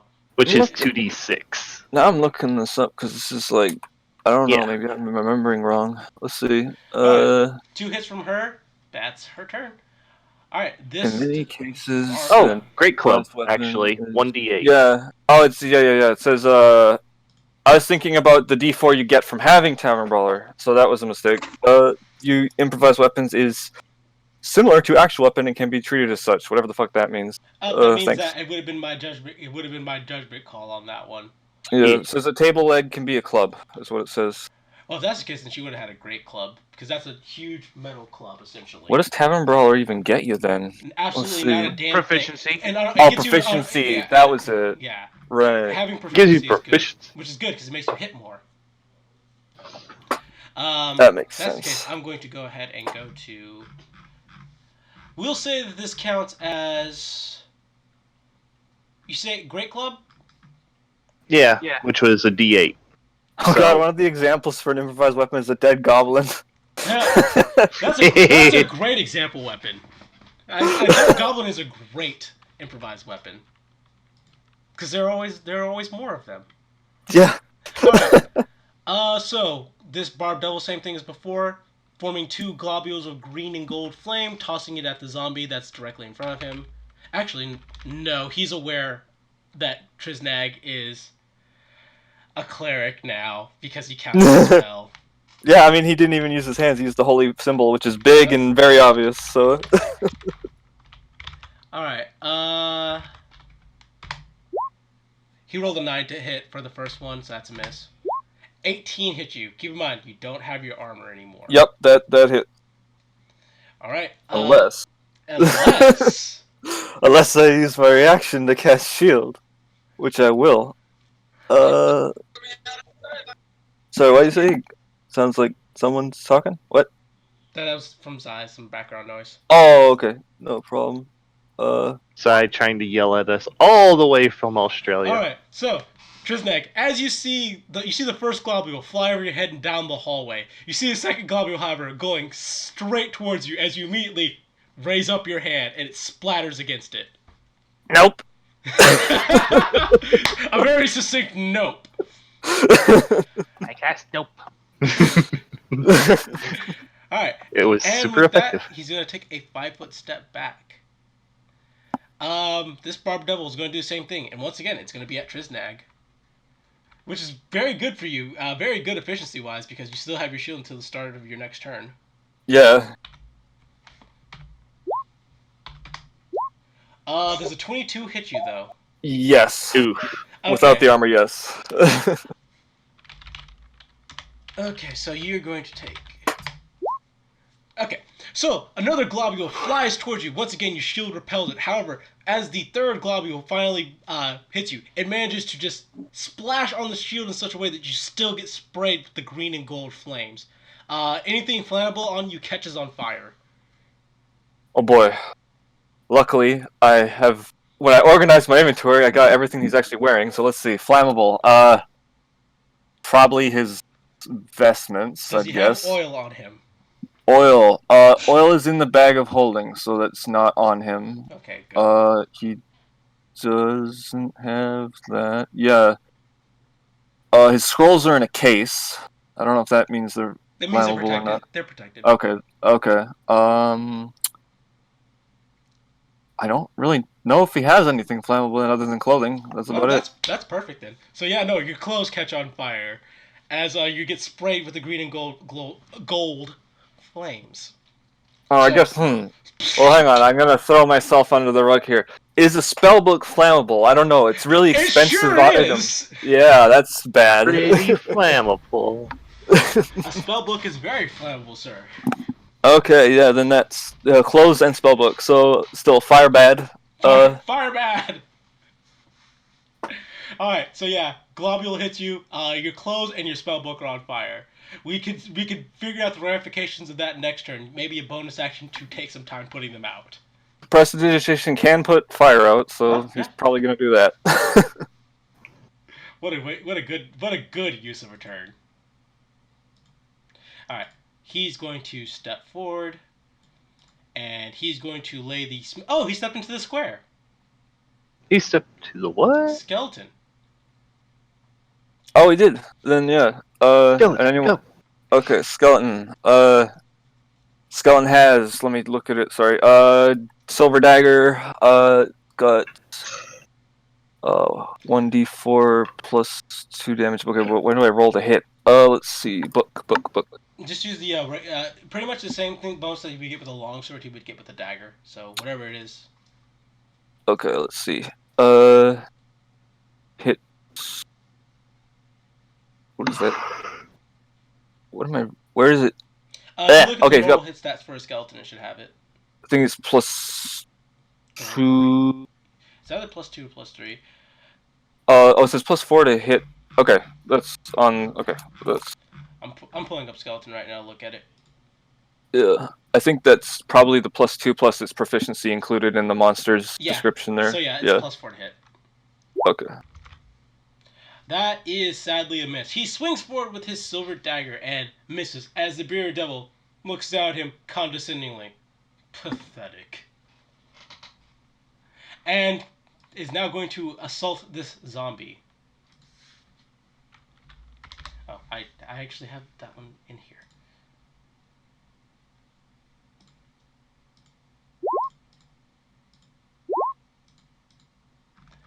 Ooh my god. Alright, does a 22 hit the zombie? Yes. Alright, it takes 10 piercing damage.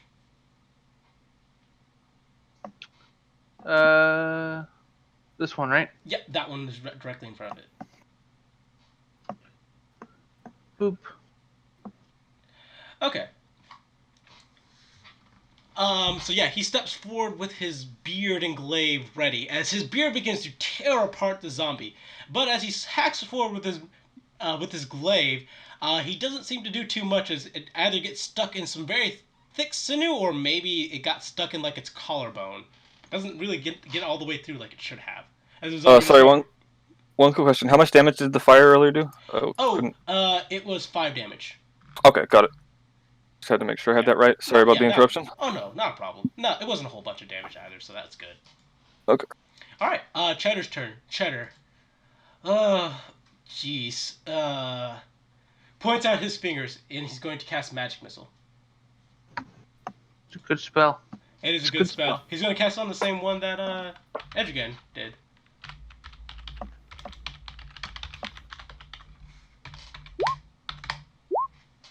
That is for 7 to 9 damage.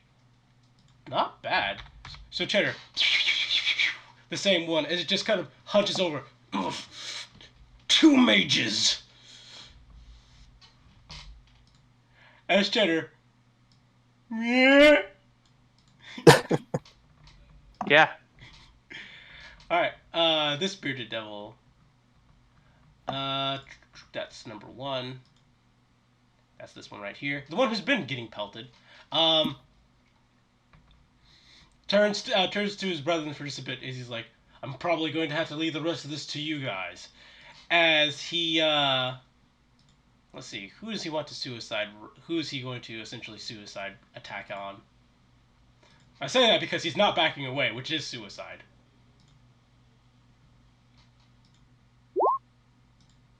I made the decision. And it's the zombie who's getting 13 damage to him.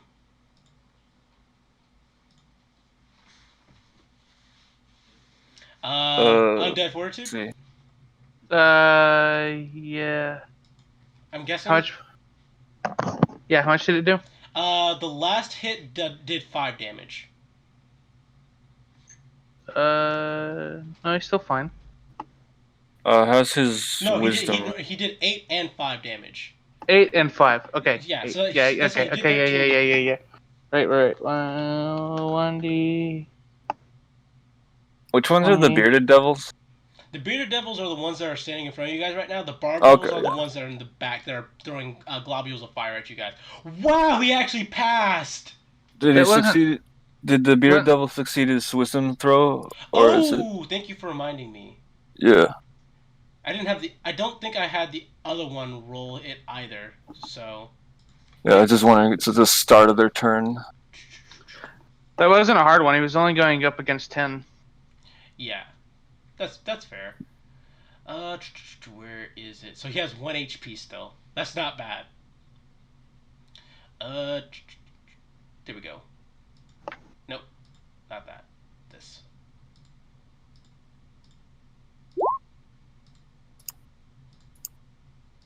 Okay. So the other bearded devil, not bearded devil 2, but the one that was laughing, bearded devil 3. I need you to roll necrotic damage for that one. This one did pass his turn, though. Okay. All right, so 9 damage, 9 necrotic damage to him. That means he gets another save on his. That means he would. Oh wait, no, he did do his save, right? Because you cast it after that other guy because he was before you in the initiative. I think no, bearded devil 2 rolled his. Bearded Devil 3, which is... Oh, this one. That's the one that didn't roll it, so he should be the one taking the 9 damage. Okay. Got it. I managed to not fuck this up entirely. Good job. Fun with auras. Fun with auras. So it takes 9 damage. So he was a little battered when he was standing there, but he's not going to relent for any reason. Alright, so yeah, no. Bearded Devil tries to tear down your zombie, but he still survives by just a shred of meat and hanging on the bone. As he just... Oh, I hate the undead. Tosley's turn. Pulls out another hand axe. I think she has 2 attacks at this level. I'm pretty sure she does, actually. And I didn't take advantage of that, like a dummy Dummerson. No, that's okay. I forgot to knock this Oh, she sure does. devil on his ass when I attacked. So yeah, that's 3 hand axe attacks. Well, 2, actually, but... Potentially 3 if she thinks it... Oh, wow, that first one. First one, thwack. Another one gets embedded in his horn for 4 damage. As it's like barely peeking into his skull. The other one kind of glances off his armor as Tosley, I'm gonna regret this, pulls out the last hand axe. Hata. And that's a hit, and that is a natural 20. Kill. 1 more d6. Let's see, that's 11 to 12, 6 damage. Yep, she throws the other hand axe, and this time it just lands almost right next to the other one, splitting his skull in half as he slowly begins to dissipate in golden dust. Shiny. Does he drop any of his jewelry? No.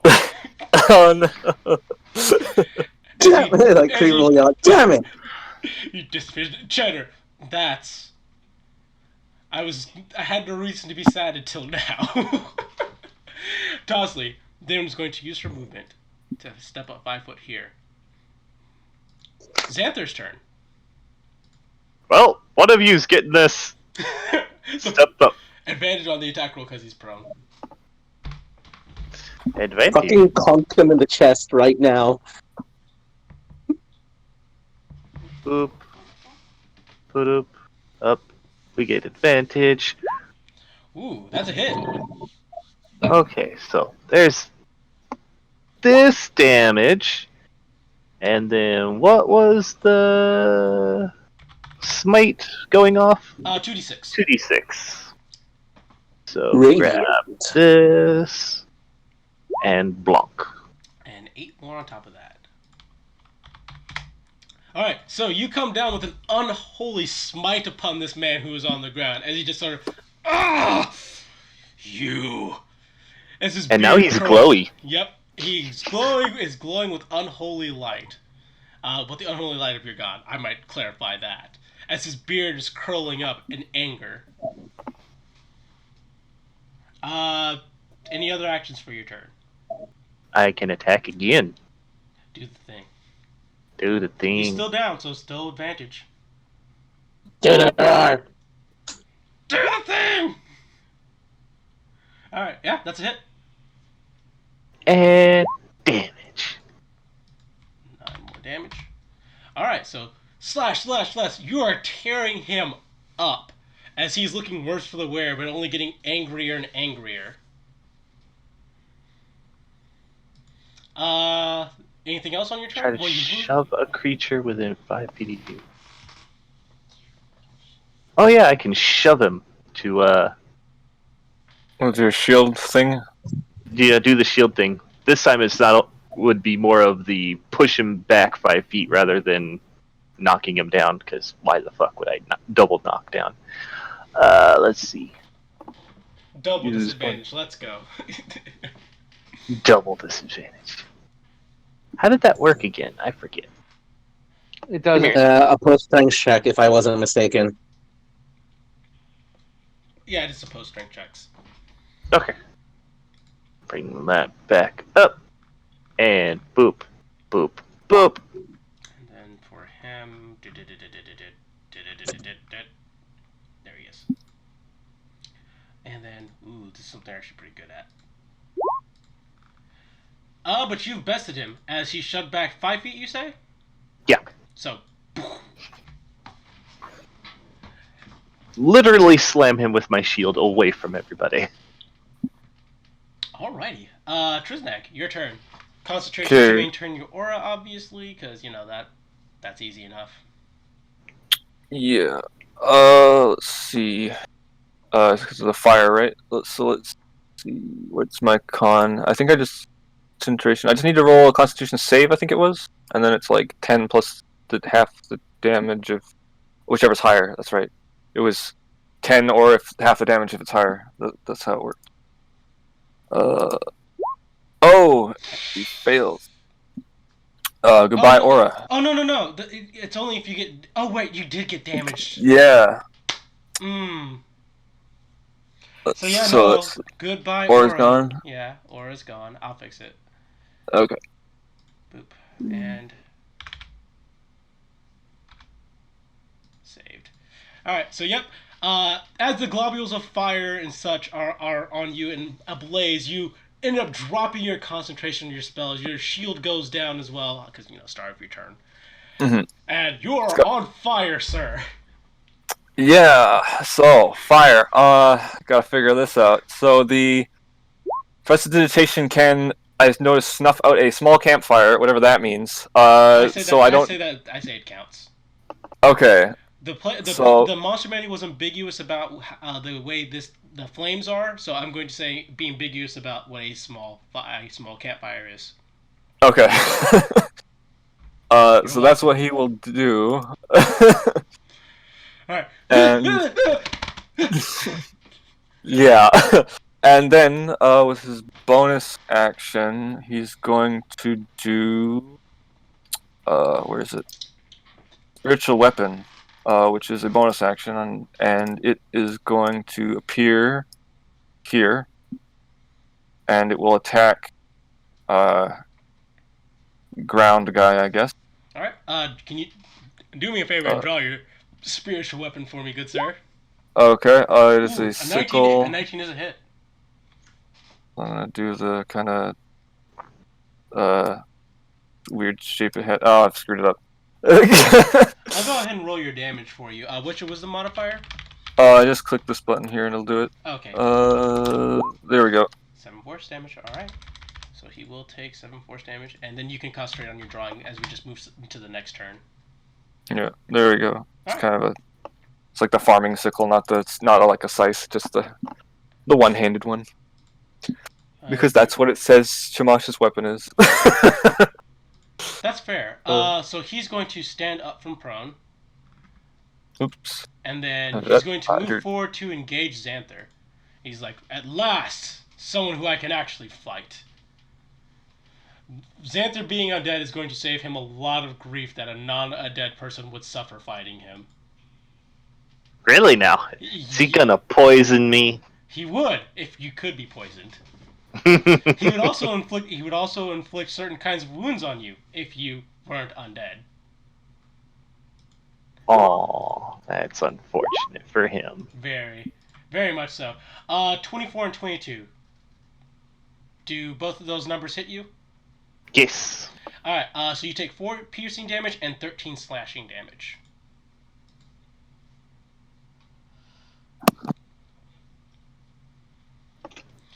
So he steps forward, he's like, fine, god damn it, and then the line played in my head. And I know that Zai knows exactly what line played in my head. Finally, a worthy opponent. Yes, I know. Steps forward. Our battle will be legendary. His beard tears into Xanther as his glaive cleaves through armor as well. So 17 points of damage overall. Fire! Oh, Hellish Rebuke. Good shit. May not be the best choice, though. You know.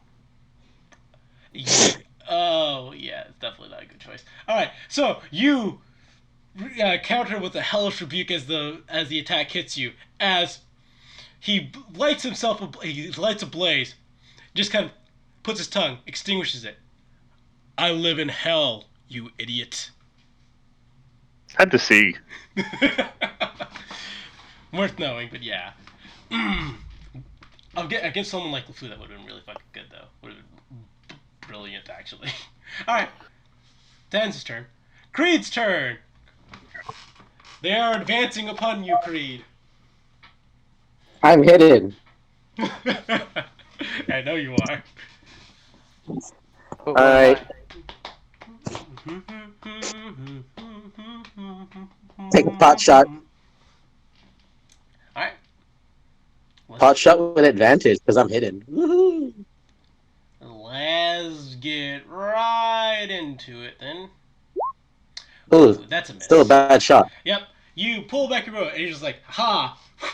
Swing, shoot a little too high. As Hada looks down at you, disappointed. I've never stood behind someone of your stature, so this is a new experience for me. Fair. Only slight judgment. Creed, you still have Hides your... again. Yeah, I knew it. He can hit a wagon wheel, but he can't hit a fucking demon. I heard that in character. Alright, and hitting again he is. Edrigan.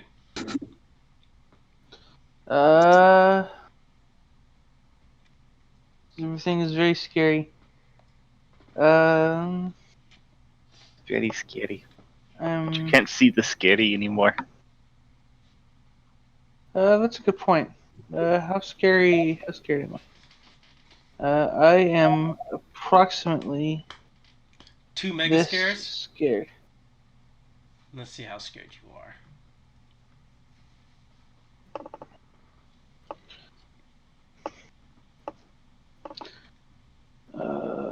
No, that's a stupid idea. Bong.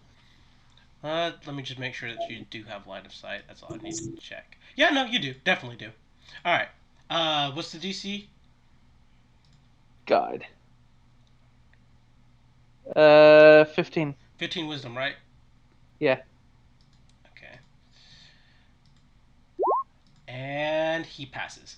He hears Aw. the bong and he's just kind of, what's that ringing sound? Puts finger in ear, Shakes it around a bit. Ugh. Irritating.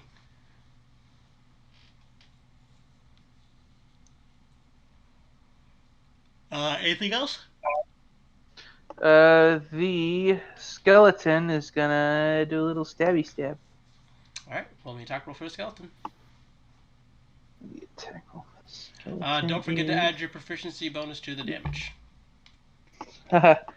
Assuming there will be damage. I have faith in the skeleton. Let's see if my faith was ill-placed, though.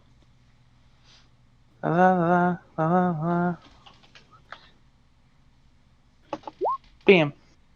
It was ill-placed. Okay, skeleton tries to swing around the corner as it just clangs up against the wall. Zombie's gonna do a little slammy slam. Let's go. Come on and slam. Welcome to the... it's a miss as well. As he kind of lurches forward as it kind of steps out of the way, he's like, I hate undead! I don't think they're a fan of you either. Hana looks at the zombie standing in front of her. She's like, I can't step forward without crushing your zombie. You may crush the zombie. Okay, we'll start with that then, she says. Actually, she's just gonna, with their permission, Shove it yeah, she's just gonna shove the it. corridor. Yeah, shove it into the corridor. She just kind of, yep, steps forward, 2 attacks on the one here.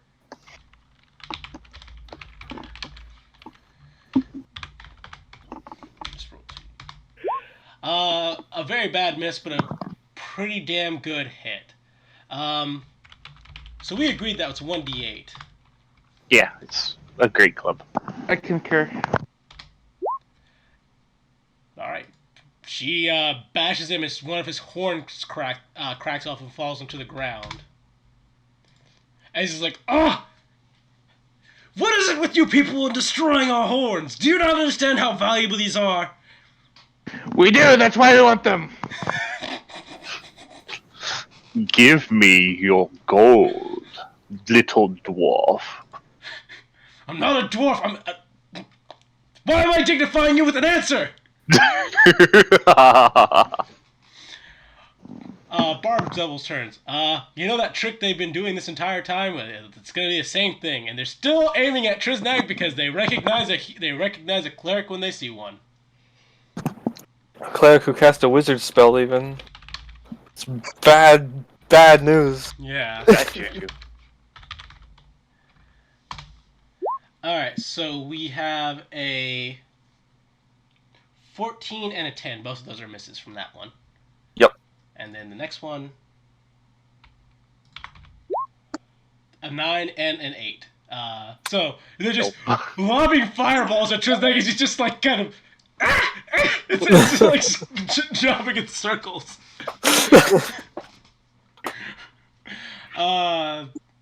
Bearded Devil number 3. Okay.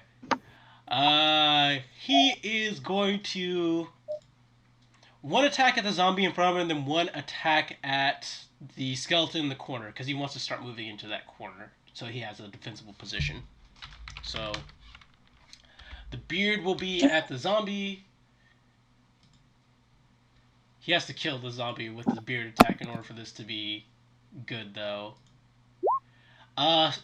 6 damage to the zombie. So that undead fortitude. Let's roll 1d. 3 has to be higher than 11. Nope. All right, zombie is gone. Zombie is retired.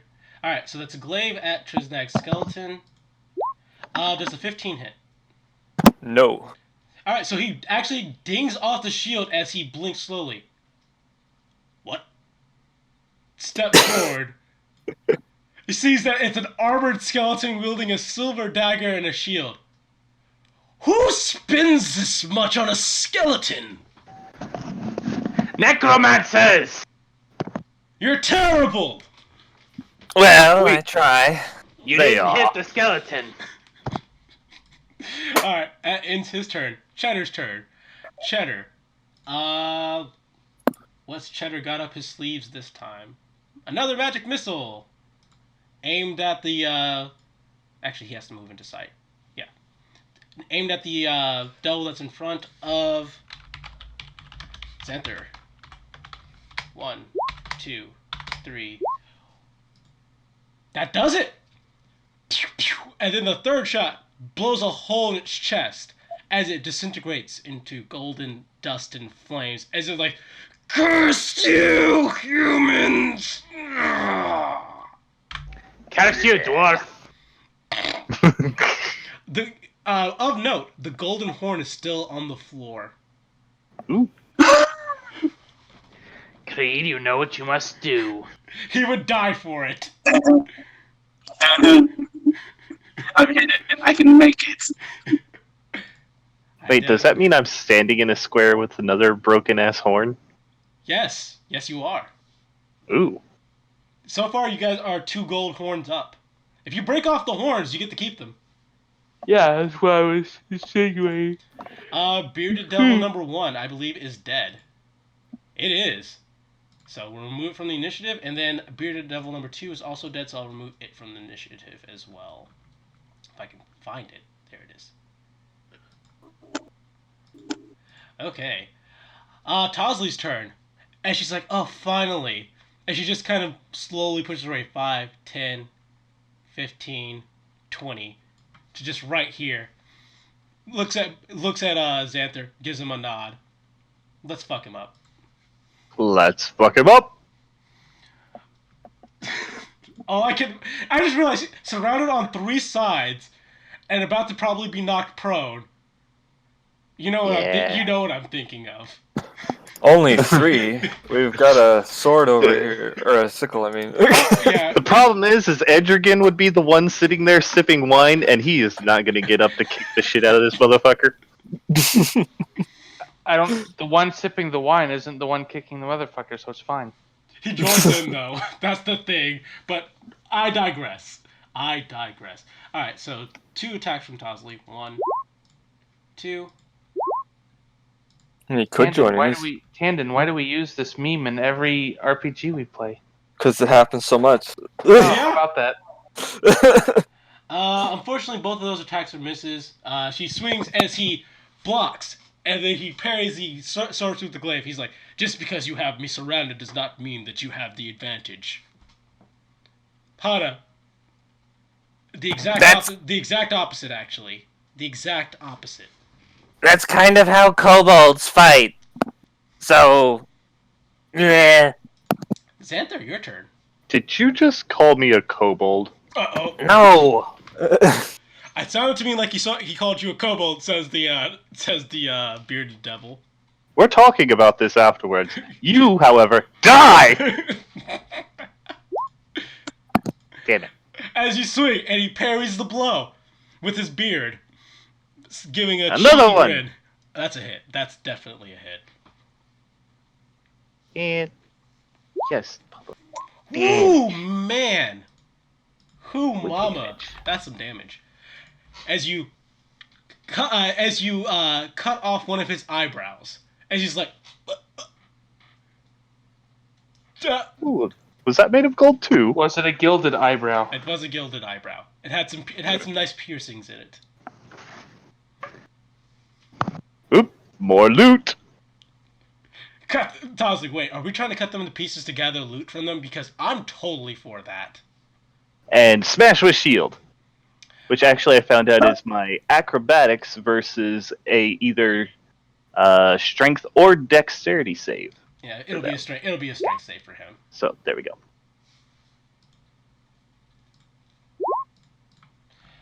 That's a pass. As he grabs your shield as you try to bash him to the floor with it. I'm not going to be toppled so easily. Oh, your friend was. Tosley, he has a point. I believe that's you for the turn, so we'll go to Triznag. It's me, what turn? I didn't mean you're a kobold. I just meant, this. And then he's gonna attack Later! with his sword with advantage from Advantage. tactic. Yep. Yes. Where's my sword? I have so many things that do damage on my sheet now. There we go. Rapier I know or the feeling. Rapier or silver sword or +1 sword? +1 sword. The silver dagger's on the skeleton, and the rapier's in the bag. So yeah, it's the +1 short sword. Alright, let's see it. You attempt to shank at his heels as he simply raises his legs and kind of kicks you away. Stop that. And bonus action is this gonna come up right behind him? And now another attack. Yeah. Oh, that's the wrong one. The spiritual weapon. That's this one. Public roll. Normal roll. Oh, it's a bad damage roll. That's a bad damage roll. Or wait, did it even roll? Oh no, that's a bad hit. That's not even a damage roll. That's the bad hit. That's a 1. I mean, at Little least spiritual weapon it for still, you. It still did damage. Did it? It's a 1 to hit though. Oh, 1 to hit. Never mind. It did not. Yeah. So the sickle lurches forward as it swings and just kind of clanks off his golden hide armor. As he's like, "You've got to be kidding me. You have me surrounded on all sides and you still cannot even touch me. Except for you, when you manage to get one good blow with your sword. And I guess I commend you for that. Brilliant for a lowly creature such as yourself." You must get really bored in hell if you're talking like this. Roll me a perception check? No, insight, not perception. Insight. Okay.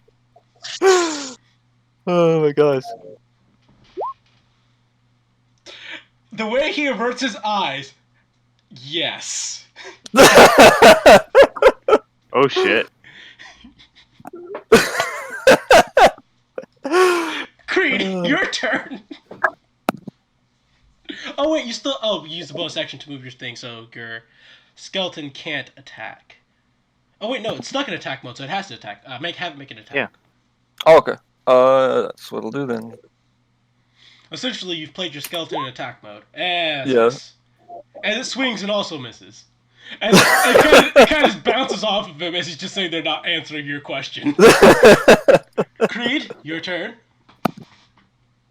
Grab the horn, hit the guy, get more horns. Which do I do first? Cheddar, we don't know if those horns stay, but so maybe we should grab them and like stick them in some sort of magical bag before they disappear. Okay. Going through this, I don't care. Slide! Okay, so yeah. Okay, no. Okay, I'm hidden, so does he get a disadvantage to hit me? Like, I just come out of fucking nowhere to slide past him. Absolutely would get disadvantage to hit you. So I'll have a little disadvantage roll on this. Okay, just show me where the horns are so I know which way to pass. Both of them, well, one's here and one's here. Alright. Okay, so basically I'll do that. I'll like be running in between all these people here and grabbing both of them if I can. I give points for the flavor win here of just, I'm greedy as fuck, guys. I'm greedy as fuck. Alright, Beard Devil definitely has disadvantage on his glaive attack. Would make no sense for him to be able to reach with the beard. That's a miss. As he sees you, he's like, "Oh, you little rat!" Swings his glaive and clangs on the floor as you just quickly, actually more like scraping, as you kind of slide across the floor between Tosley's leg to the other side. As Cheddar. Yes! Awesome, Creed! I knew you could do it! Like, nabbing the horns in between all their legs, like, yes! Raises up, got him! Pockets them. Creed, the spiky ones are over there. He turns around. Wait, how far did I move? Let me check my count. I got 10 feet. I know where you're running. Shit. I know where you're running back. Well, technically, you can dash back as well, so you would get your other half of your movement, so 60 feet. 60 feet of movement for the turn, essentially, since you're going to spend your entire turn moving. Yeah, essentially. So, okay, I got him. Now, yeah, I can make it. If it's even if I'm moving through difficult terrain, I can make it all the way back behind Hada. All right, so yep, you grab them and Xanthar says that line and just dive back through as face palms. Loot secured. Loot secured. All right, no attacks from me. Like Creed is just celebrating. Yes. All right, Edrigan, your turn.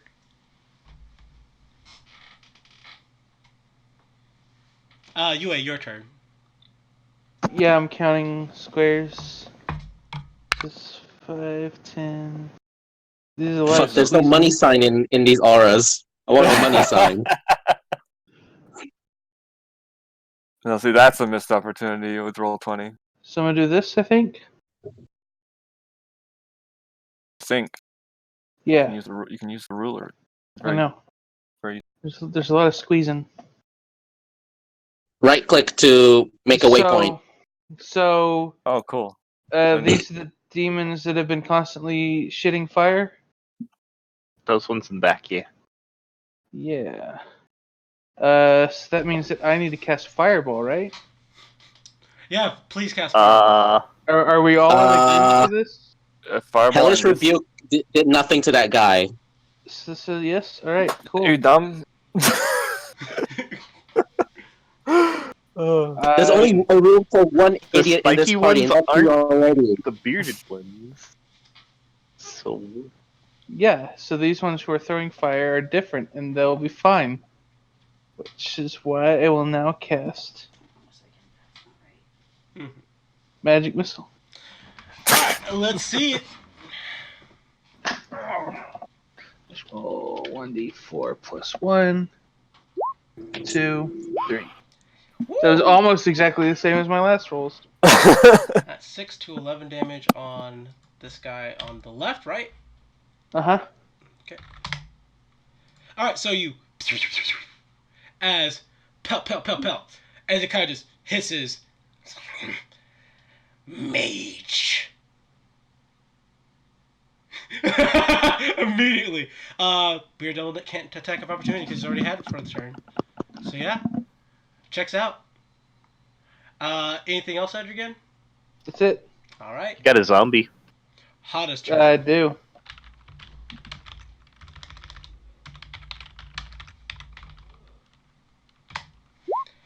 A miss and a hit.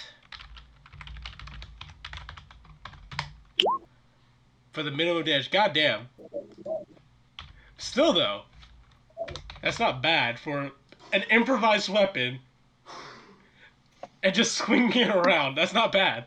So yeah, she kind of cracks him on the head as you see the horn on his head slightly crack.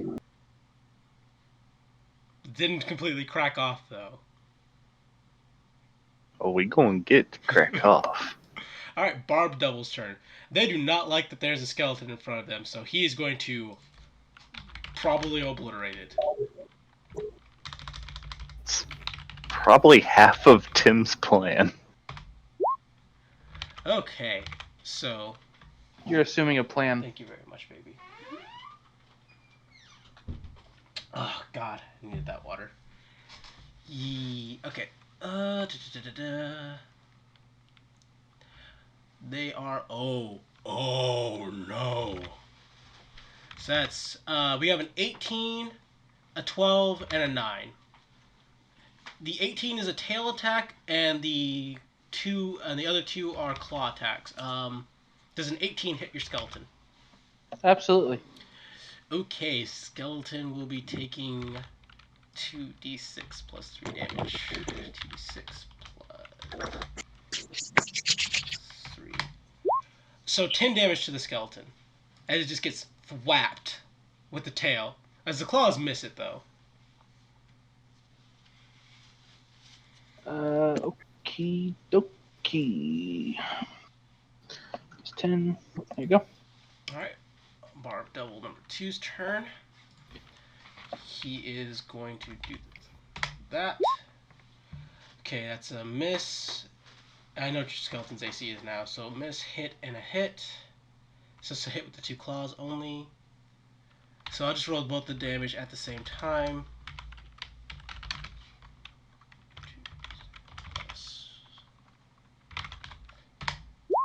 Okay, 14 damage to the skeleton. Dead. Alrighty, to the Shadow Realm with him. Alright, so your skeleton had been blocking the way of these two barbed devils. But they very quickly dispose of him as one smacks him with the tail, kind of knocking him off kilter, as the other one also tries to sweep his leg with his tail. Doesn't really manage to do so, but when he comes at him with the claws, he tears him to pieces, into brittle bone dust. Bearded Devil number 3's turn. He still wants to... well, actually... At this point, he probably has a personal grudge against Xanther, so we're going to go with that. Fight me! Yeah, no, I feel that's fair. I feel he has a personal grudge against you at this point.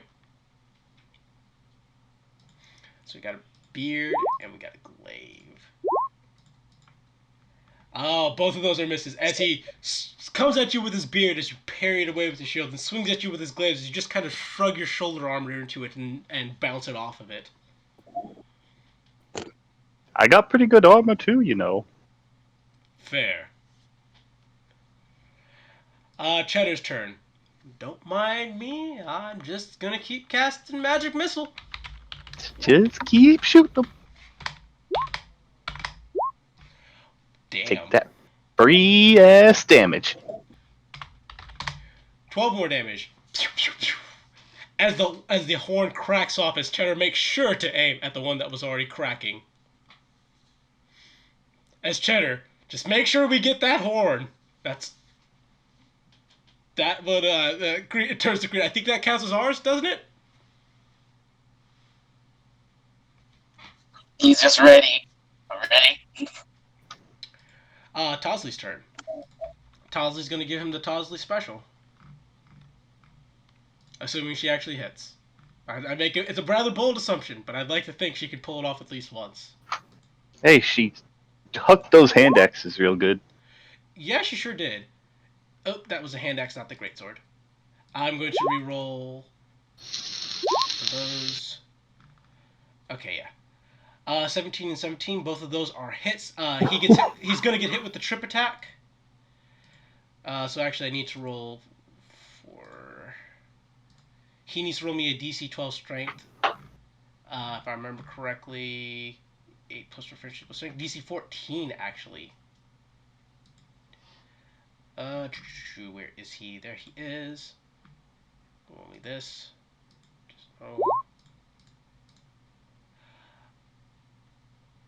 That's a pass, so he doesn't fall over, but he will still take the extra damage. So it's 13, 15. Ooh. Yeah, Tosley sweeps the legs out from underneath him as he falls to the ground, Sans legs, as she then shoves her greatsword through his skull. As he disappears. He managed to get one horn broken on him, though, so good job on that. Nice. As Tosley then, 5, 10, steps in front. She did her job. She did her job.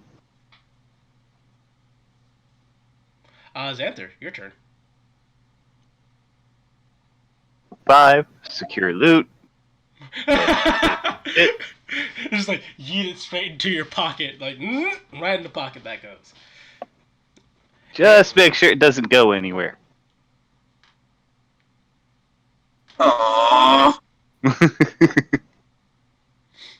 Alright, let's see that attack roll, because I know you're going to attack.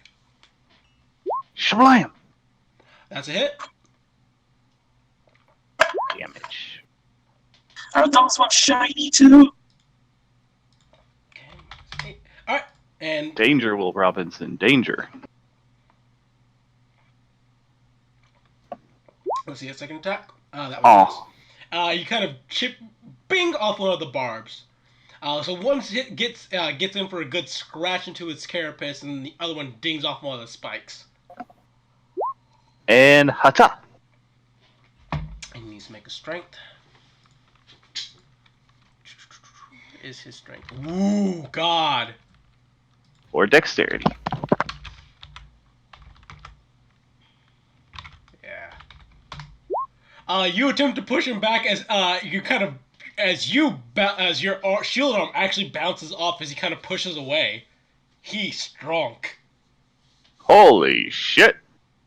I mean, I'm not gonna stop doing it. But all right, Trisnak, your turn. Okay, sword away again, and then he's going to do chill touch using his class feature that I don't get many opportunities to use, but here it is. And try and get both of those guys. Oh no, perfect. Yeah. So let's do that. If only Cheddar had a damaging cantrip. I think I have to roll for both of them. Or wait, is it both or targets only one creature? Blah blah blah. Target two creatures. So I think it's just one roll, right? Yeah, one roll targeting both of them. I think that's fair. Okay, that's pretty bad roll then. Okay. Sadly, yes, that is a miss on both of them as you attempt All to right. do it as the spectral hand grabs them and they just kind of slap it away. And bonus action to move the little thing over behind them. I guess it just floats. It's a floating weapon, right? So it's like okay, and then he's gonna try and hit with it. So let's see if it's all creatures in range of it, correct? Time to find out. I will force it to spit out the spell card because for this one yes, include weapon with attack. Blah blah blah. Whoa, it's a good hit. Spell, you can make a melee attack against a creature. Okay, a creature.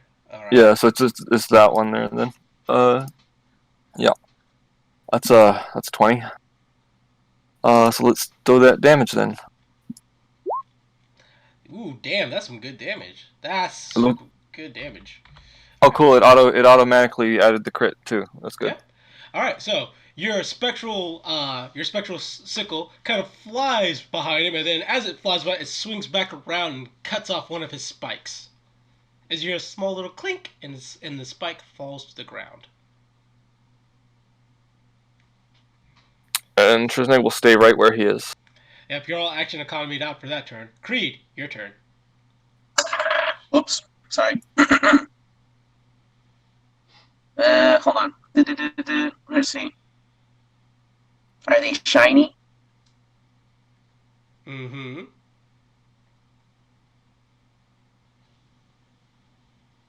Get closer. Shoot. Alright. And let's see the attack roll.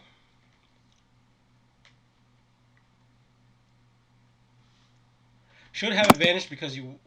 Oh, wait, no, you weren't stealth that time. Yeah. Because you didn't have time to stealth. But, ooh, that's still a hit, though. Okay, hold on. Yeah. The master does... Alright, there's the 10 for the regular damage. Then for the sneak attack. Okay. Nice solid hit as you kind of slide yourself forward, pulling back your bow, launching it. The arrow flies over Tosley's shoulder, landing itself into this guy's shoulder as he just kind of lurches back a little bit, hissing the whole while.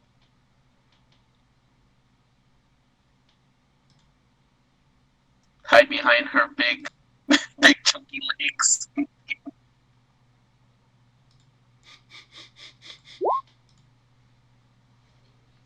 That's a pass, so yeah, you're stealth again. Man, this hiding place sure is thick. Edrigan, your turn again. God, you ain't. God damn it, man. I love you, but I hate you at the same time. Which devil is hurt more? You can roll me a medicine check to find out. I can't just... Alright. HIJKM. That's a pass. This one's more hurt. Bong! Alright, and... 15 wisdom. 15 wisdom. Let me just read through this. Yep, thought so.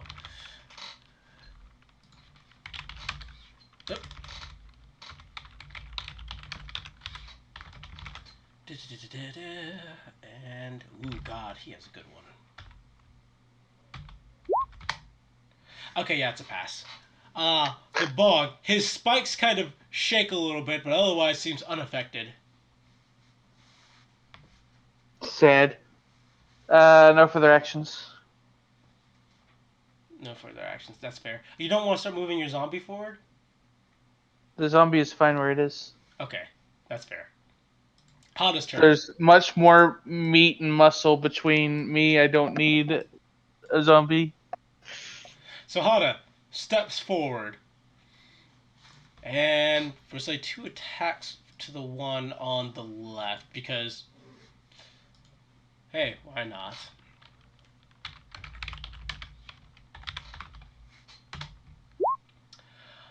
Is a hit and a miss.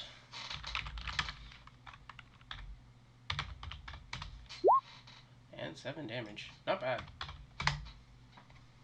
Oh, that's a little bit too much.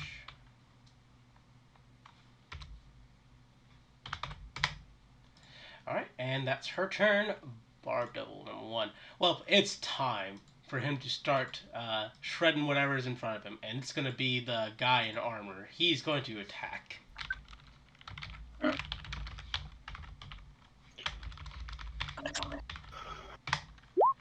Okay, so we got a 12, an 18, and a 22.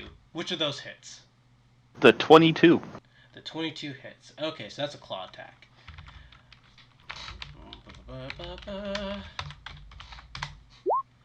9 damage. Aw.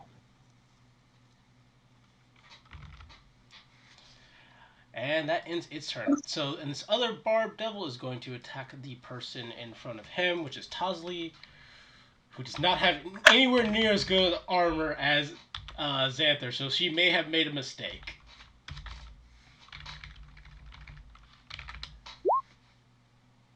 It's just gonna make her mad. Until they rolled really shit. So miss, miss, and miss. So tail, miss. Claw, miss. Claw, miss. Unimpressive. Cheddar. I mean, it just goes back to where Edrigan is. Is this the part where us casters just kind of sit in the back and let them clean things up, or do I still help? I'm fairly new to this whole combat thing. He says at Edrigan.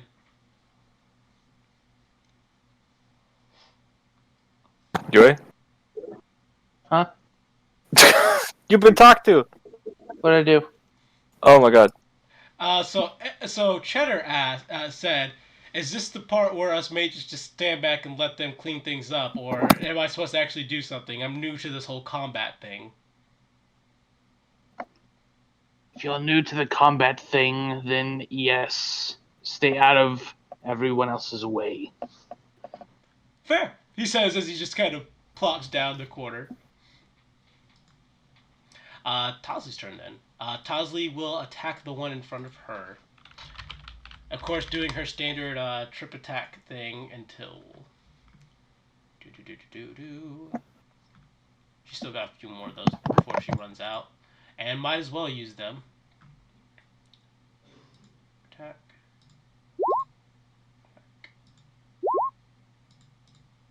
Alright, so that's a hit and a hit. Alright, let's see if this guy passes his strength saving throw. He probably will.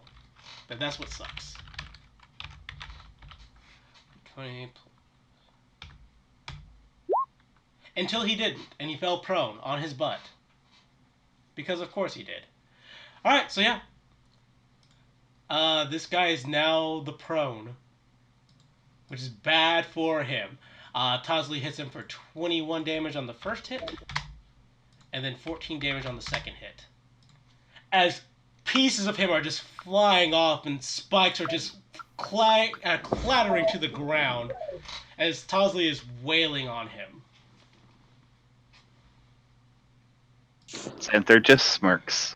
Xanther's turn. Have at thee! One on the ground, or okay, yeah, no. I was gonna ask you one the one on the ground or one in front of you, but I guess it doesn't matter. Oh. You're hitting either one. No, that's hers. All right. Roll me the damage because that's definitely a hit. Boop. Ooh, my God. Good damage. All right. Second attack. Boom. Oh, Also- hell yeah. Also a hit. Come on, good damage again. Come on. Push the button. Woo! Oh my God. Yeah. Nice. Yeah. No. So you're doing equally as well against yours. As once again you're just hacking pieces as spikes are clattering to the ground with a satisfactory cling, cling, cling. Each one representing the prospective amount of gold you're about to pawn these for. And I need to go And to the shield bash. And the shield bash. Athletics. Push the button. Go. Oh, he's totally gonna pass that. He could roll a 1. He did not roll a 1. Damn it. Well, that was quick. Tristan. Same as before. Reaper, Chill Touch on the two of them.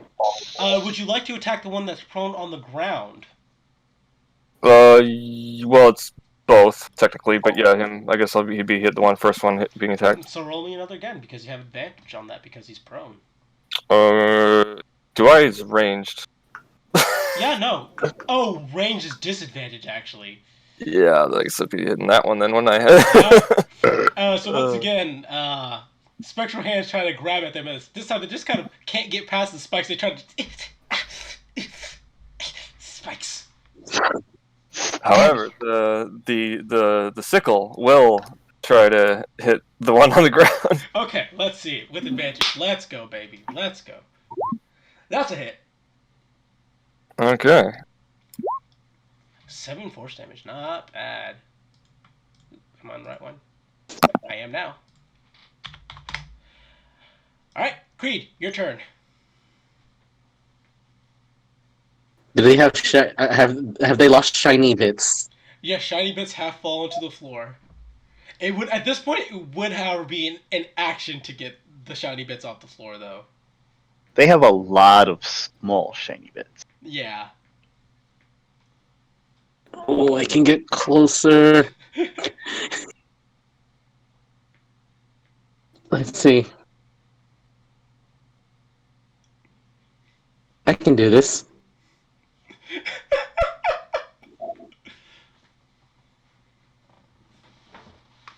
Slide.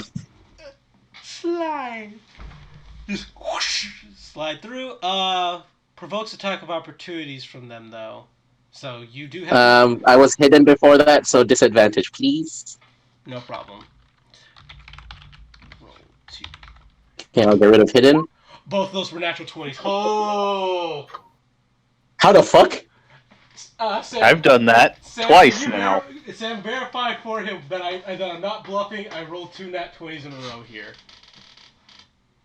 No. Those are 20s. Disadvantage. And you're telling me 2020? No, for the first attack, 2020. I haven't rolled the second one yet, but I had to stop because that happened. Thank you, baby. Okay. Alright. You got fucked up by No one worries. of them. I mean, it's happened before. I think Kevin rolled that once, right? Twice now. And then just the 20 to hit for a disadvantage roll. Does that hit? It would technically hit. Yes. Okay. Here comes your damage, sir. I'm just gonna lump it all into one because that's just easier. 5d6 plus. Like this. Yes. I appreciate. You may have fucked up. I appreciate you doing this for the joke, though. Time to get the Revivify ready. Alright, that's 27 damage. Oh, I'm not dead, but that's a lot of fucking damage. Yeah. As both of those tails just sweep straight at you, just slap together, crushing you in between them as you scrabble, as you continue to scrabble through them, but you've taken some massive piercing damage and are bleeding out on the floor. So yeah, 27 damage. Alright, hold on. I'm at 43. That puts me at 16. Yep. Whew, man. Creatures continue to run. The Gonna laugh so hard when they throw fire at him. Wait, hold on. Hold on. That was 30. That was 30 from where I was just then, Mm-hmm. which is here. Hold on. Ah, fuck me. Come on. So you get an additional Here. 30 feet. Yeah. So yeah, end up right there. Okay. Alrighty. That's the end of Creed's turn, I believe. Because he had Yeah. He didn't even Tiny pick up bits the are shit that covered he in came sweat, back there you know? for. Edrigan, your turn. You've been witness to this entire display. Magic missile as a second level spell on this guy. Alright, let's see that damage. Let's see the 4d4. Let's roll 1d4 plus 1, 2, 3, 4. That's 3, Nice. 8, 10, 15 damage. Not bad. As more little bits start to fly off of him, and he's beginning to look a lot worse for the wear now. Ping, pang, pang, ping, pong. Let's see. How does coin flip on who she's gonna hit the person who's down on the ground. As she just gestures for Tosley to move slightly to the left a little bit. And 2 attacks with advantage, so roll 40-20. Alright, roll 2d20 at a time. So we have a hit and a hit with both of them, so half that to 10 essentially. Yeah, good, nice, solid hit. Alright, so Barb Devil number 1. Going to attack. I'm going to roll a dice on this.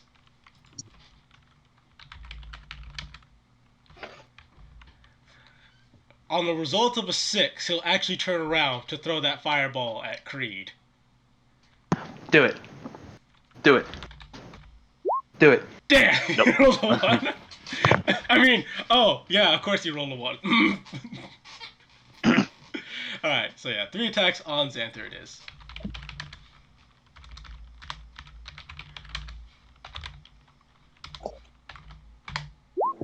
Okay, so we have a 20, a 12, and a 15. I'm assuming only the 20 hits.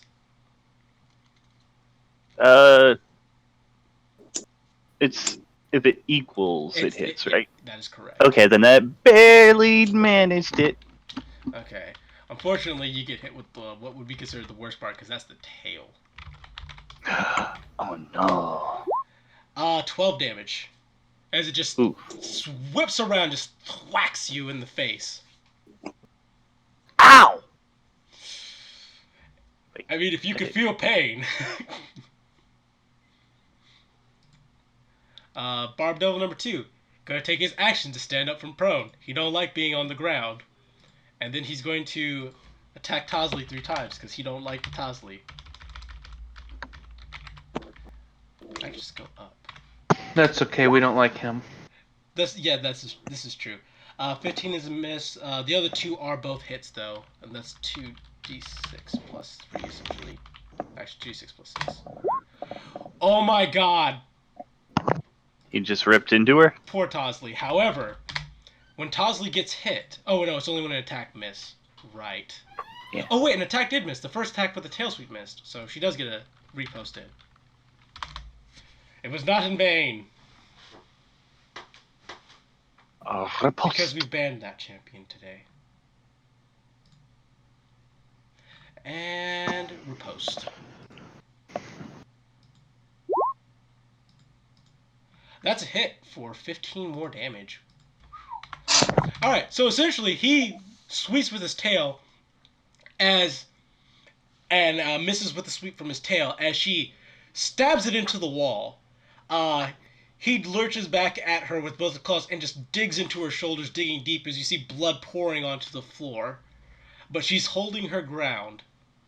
Cheddar's turn. And again, I know what I said earlier, but I think it's time I intervene a little bit. Steps forward, pulls out hand crossbow. He's got to be within 30 feet for that.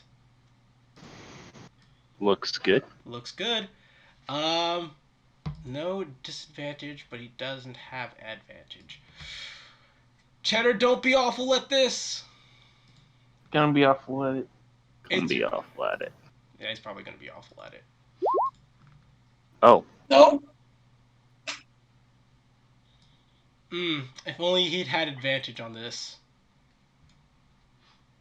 Wait, does he have there's a hand crossbow feat that lets him shoot twice. He does not have that. Yeah, but he's a piece Okay. of shit, so why would he have that? He's what we in the business refer to as a coward and a planner. Oh wait, he can use his lucky feat though. Give me one moment. Lucky feat 5. Was Cheddar a halfling this whole time? No, the 5e is confusing. Halflings have a racial ability called Lucky, but there's also the feat called Lucky, and they're different. Let's see, spend a luck point. Roll an extra d20 for an attack roll, an ability check, or a saving throw. And then choose which d20 to use. Okay, so we roll one more d20. Fuck you, Jeremy Crawford. Pretty much. Okay, that plus his attack roll does make that a hit. So let's roll the damage. And it will be sneak attack, and we will get the sneak attack damage as well. 6 plus 3. Oh, no, that was... Oh, I'm going to ignore the 3 because that's the crit that's trying to calculate it in. So 6. And then sneak attack, he gets 2d6 on his sneak attack currently. It's 12 to 6 damage. Not bad. Fires a bolt from the hand crossbow, lands in its eyes. It kind of lurches its head away from Tosley for just a moment. He's like, effective, but not what I was going for. Lucky shot. Very well. As a matter of fact, thematically, what happened was that that bolt missed, bounced off the wall, and then hit its eye. Bullshit! Wait, how's it Tosley's turn again? Because she goes last. Oh, riposte is how she did that damage, right? Yeah. Yeah, and Tosley has definitely had it with this person standing in front of her. So, we'll see how it goes. Attack number 1. That's a hit for 14 damage. It's a dead. As she cleaves it in half, removing sword from tail, and kind of stumbling a little bit away from the wall, she swings back around, chopping it straight in half, completely dismembering it as it dissipates into golden dust. She still has an attack left, and there's still an enemy next to her.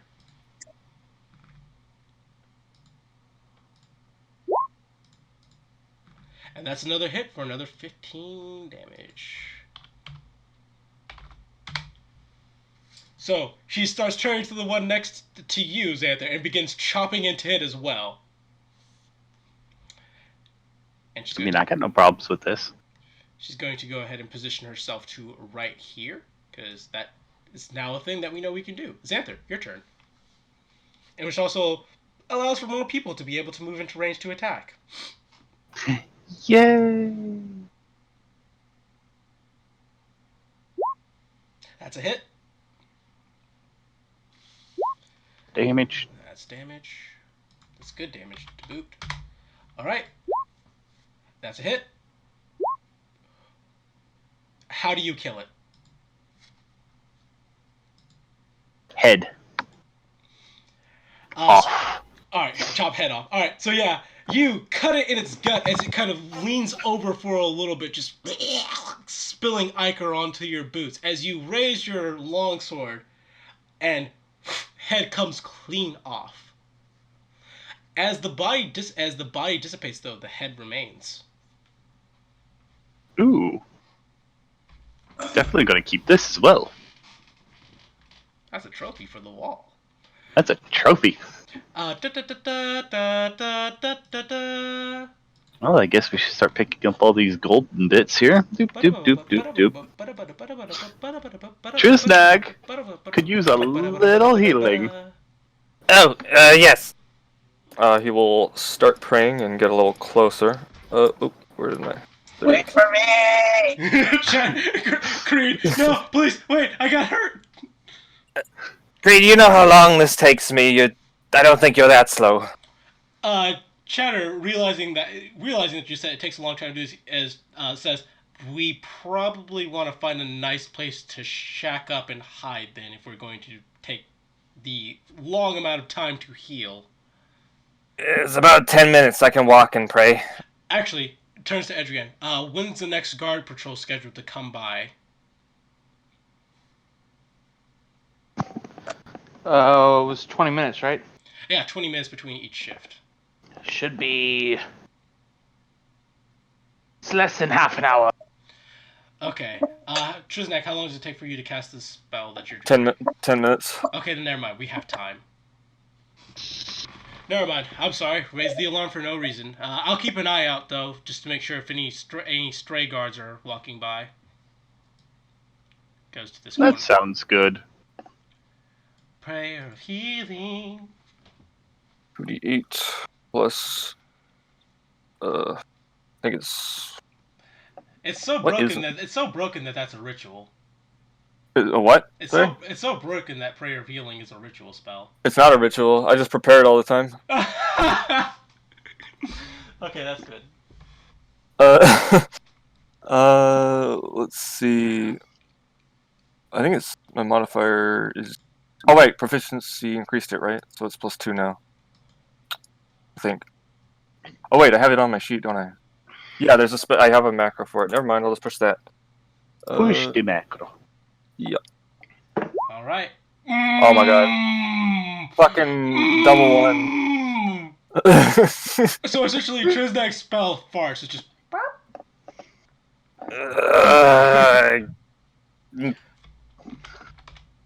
Oh, +3 to everybody. You're healed! I got you, Zai. There's your 3 more HP. Thank God I can do something about this. It seems our skill alone is put to the test here. Jamash has no additional boon for us. At this point, Hada puts a hand on Creed and Tasley. As a matter of fact, she has this spell, so I need to.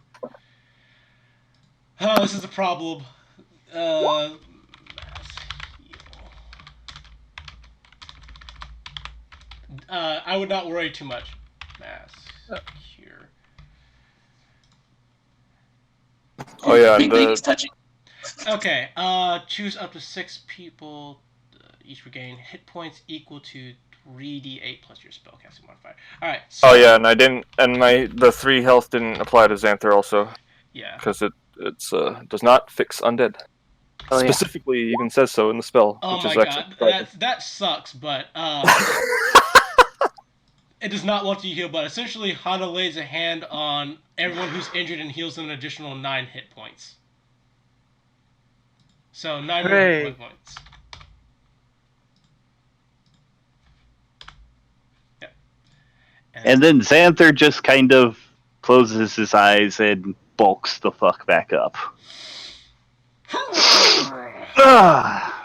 That's better. Hada, looking at you, is everyone good? I can only do that like once per day. Yeah, I'm pretty tapped out of my own kind of thing. Thanks, Big Lady. No problem, small man.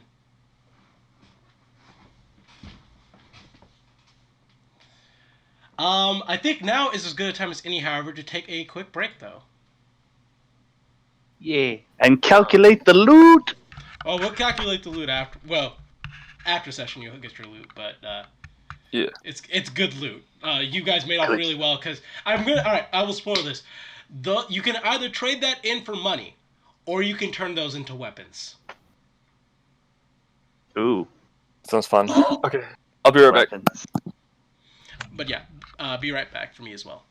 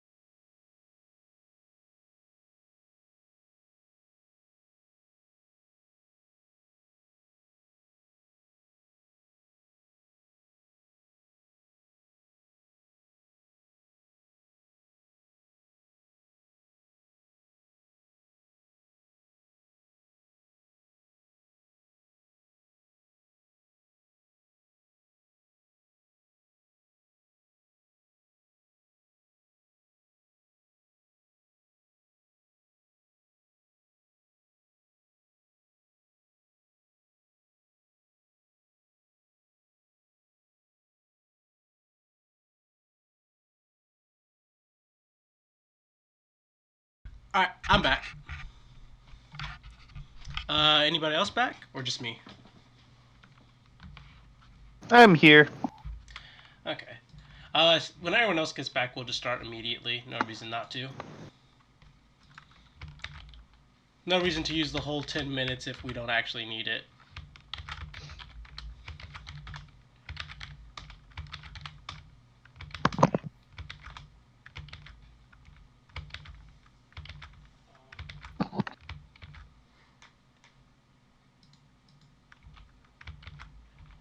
Make sure if it's free, I'll take it.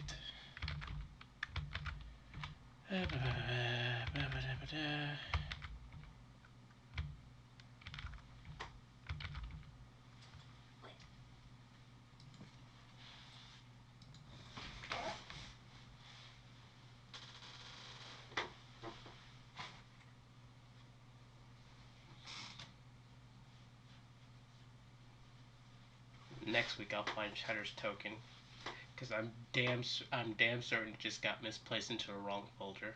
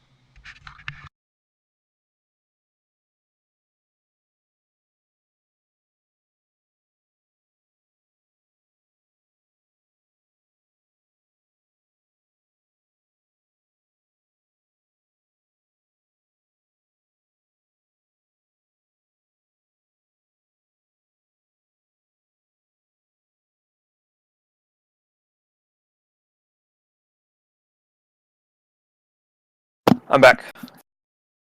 Welcome back. I think I realize now why you thought it was a ritual is because of the 10-minute casting time, right? But no, it's just 10 minutes. Exactly. I'm like, it's just one of those things where it's just like 10 minutes to cast a spell. It must be a ritual. No, just the spell actually takes. No, it just takes forever.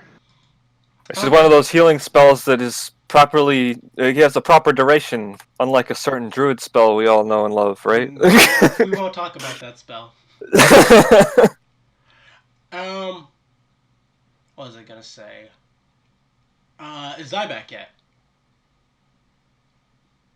That sounds like a no. You have plenty of time to find Cheddar's token. I sure do.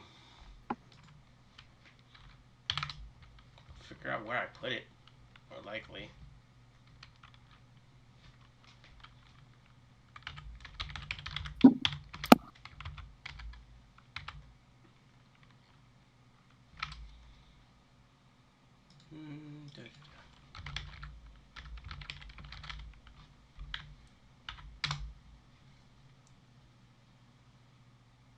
Not quite.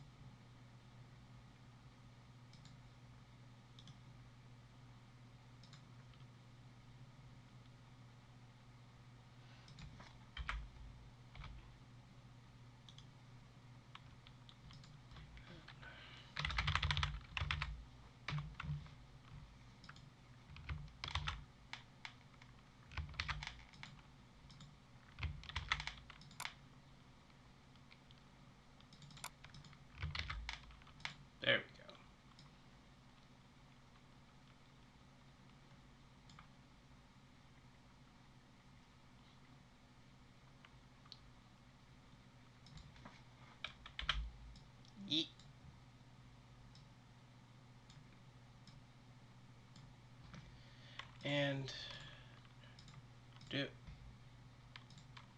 represents header. Nameplate. This is HP.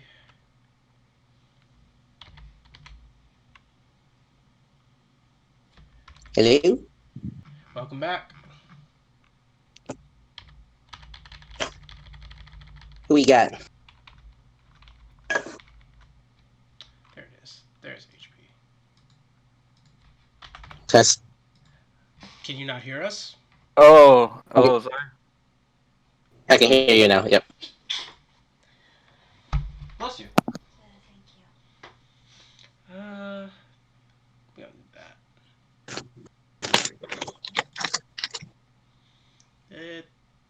There we go. Also, yes, there's cheddar. And that's how the cheddar do. Really? What you so upset about, son? I'm not, but still. What, did you prefer the spoon?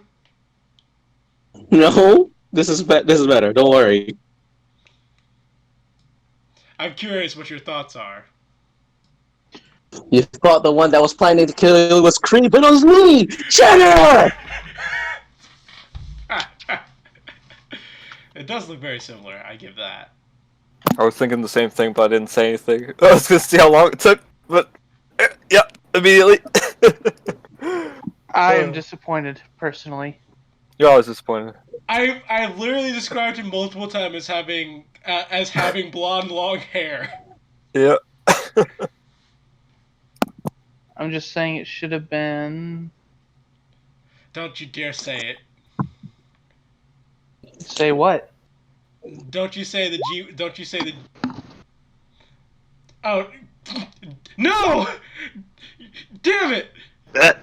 That's actually the worst one because I don't. I should. You know what? You're right. I should have made it Robert E. Speedwagon. Then everyone would be just like, oh yeah, no, the bros are bros, of course. Alright, let's get right back into it. So... I've put the actual picture of Cheddar in Course Party chat. It can't be Speedwagon, this is an evil party. Oh my god. You know what, I'm disappointed, I could have used that one too. That's pretty good. No. Just no. Okay, we'll go ahead and get back into it. So after about 10 minutes wasted, quote unquote wasted, and a little bit of healing, you guys are looking a little bit better though some of you are still a little beaten up. Tosley and Xanther certainly look a little hurt, and Creed is still fairly badly injured, but still manageable. However, you guys have presented with the opportunity where you can still push forward. I'm just going to go ahead and delete the map.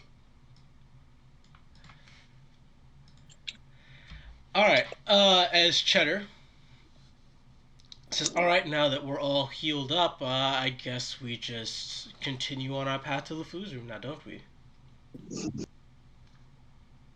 Onward. All right.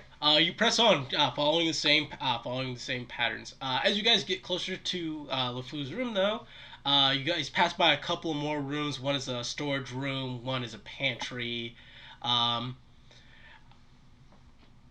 Pretty much just rooms like that. Some rooms that lead to like chambers. One leads to the gardens.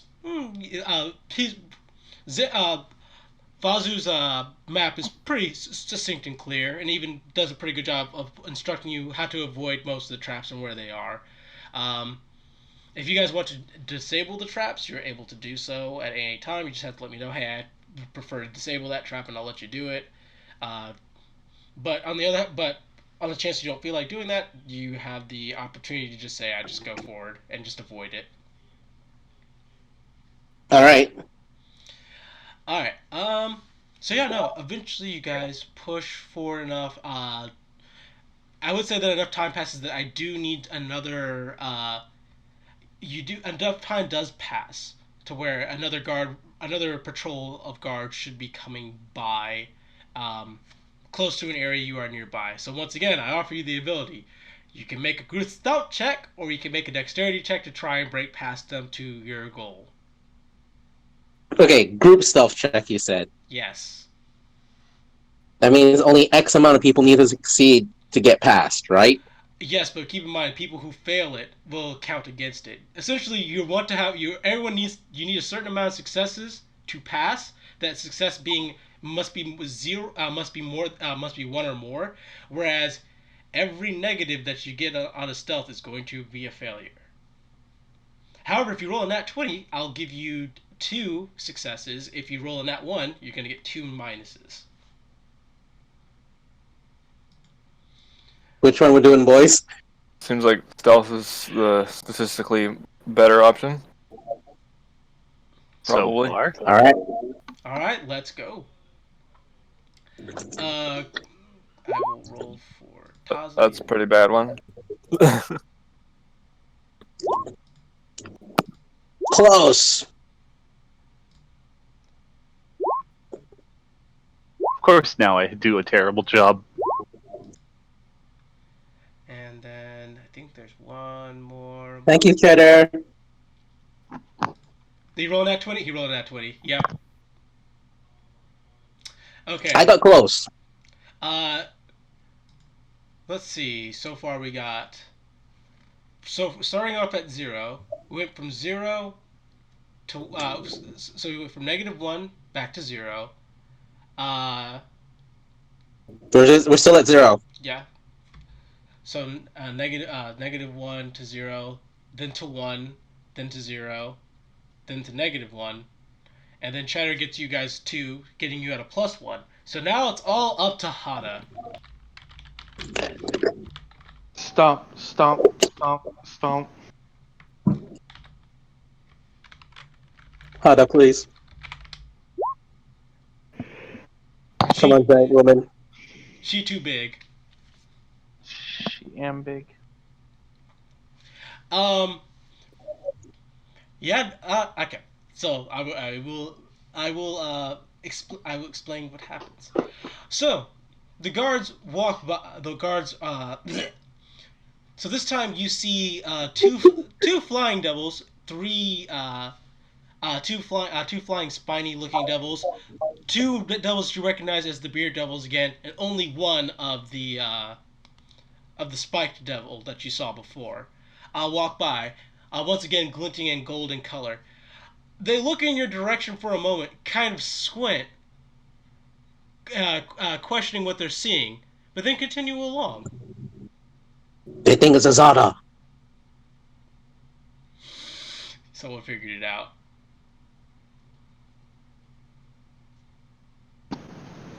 She was mistaken for Azada. She's not that ugly. From a distance, they just see big.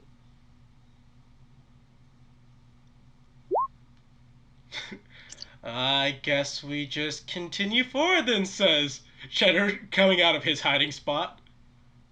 Yup. Alright. You guys continue forward for another 10 minutes until finally you reach a luxurious looking mahogany door. Mahogany. Cheddar, let's check for traps. Why is this fucking estate so big? Because an asshole lives here, says Hada.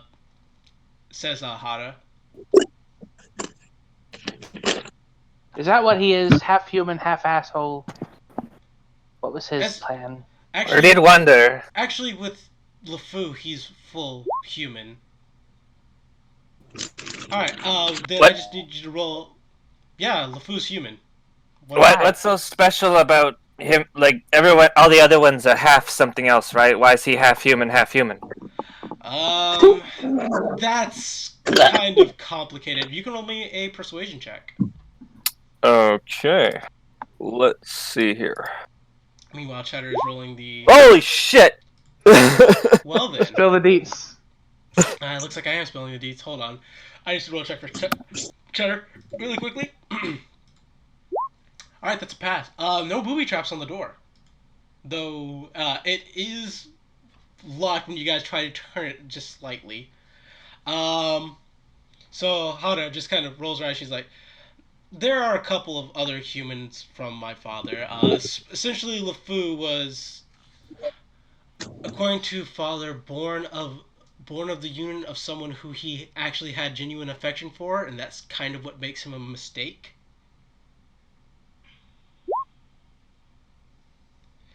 You are definitely better at lockpicking, says Cheddar. You say that, but okay, I'll do it. These tools. But yeah. So no weird eugenic stuff in play here. Just a ordinary man. Sadly, with LeFou, there was an attempt made, mostly in upbringing, but no, that's a pass.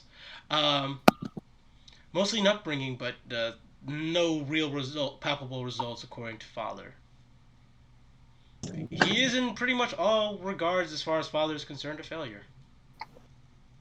Well, that explains perhaps his attitude. Well, I've been aware that he's tried to murder father on multiple occasions, but shrug shoulders, she's like, given the same opportunity, I might be inclined to do the same myself. All these problems that humans have from having parents. It must be nice being a kobold, she says, patting you on the head with one finger. No, it's horrible. But there's other reasons for that. That's that fair. particular topic, I'd say humans are worse off. Before you... No, I never asked you, Edrigan. Did you ever have parents? Presumably he would have needed a mother and a father. You see, Xantho, when a man and a woman to the very much. I said parents, not a mother and a father. Why the fuck would you bring that up now? Well, I was basically raised in that fucking monastery, so, no parents. By the way... It is literally the least important thing that we could be talking about. I'm waiting for Creed to get the fucking door open already. Oh no, it was sounding kind of juicy, and I kind of stopped, but the door's unlocked. Mentioned As these he took things the door earlier. Creed, roll me perception. Oh fuck.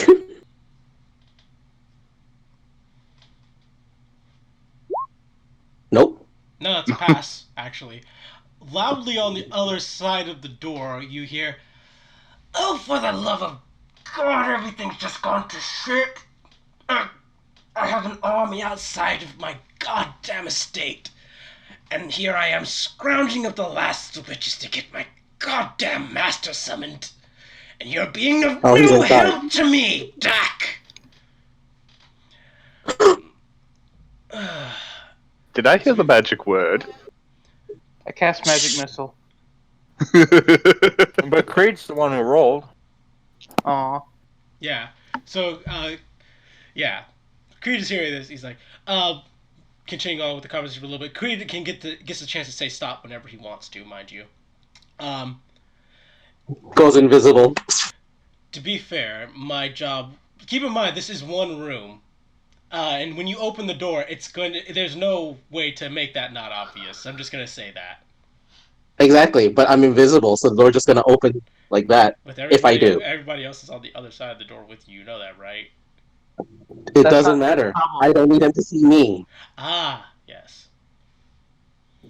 Okay. You know why. Yeah, I do know why. As, continuing on, whenever, just tell me when. Yep. Alright, Dak. It's not my job to hold your hand through this, LeFou. Father had very specific orders for me, and I've pretty much for the most part fulfilled those. At this point, what I'm doing for you is a courtesy to the fact that we are somewhat siblings. Really only half siblings, and I've already seen what you're willing to do to half siblings. Fair. I suppose we should just get on with this then, shouldn't we? And that's when you slam open the door as you guys burst inside. And ladies and gentlemen, this is where we're going to call it for a day. Yay! Good job, everybody. Surprise, motherfuckers! I'm here to kill your ass.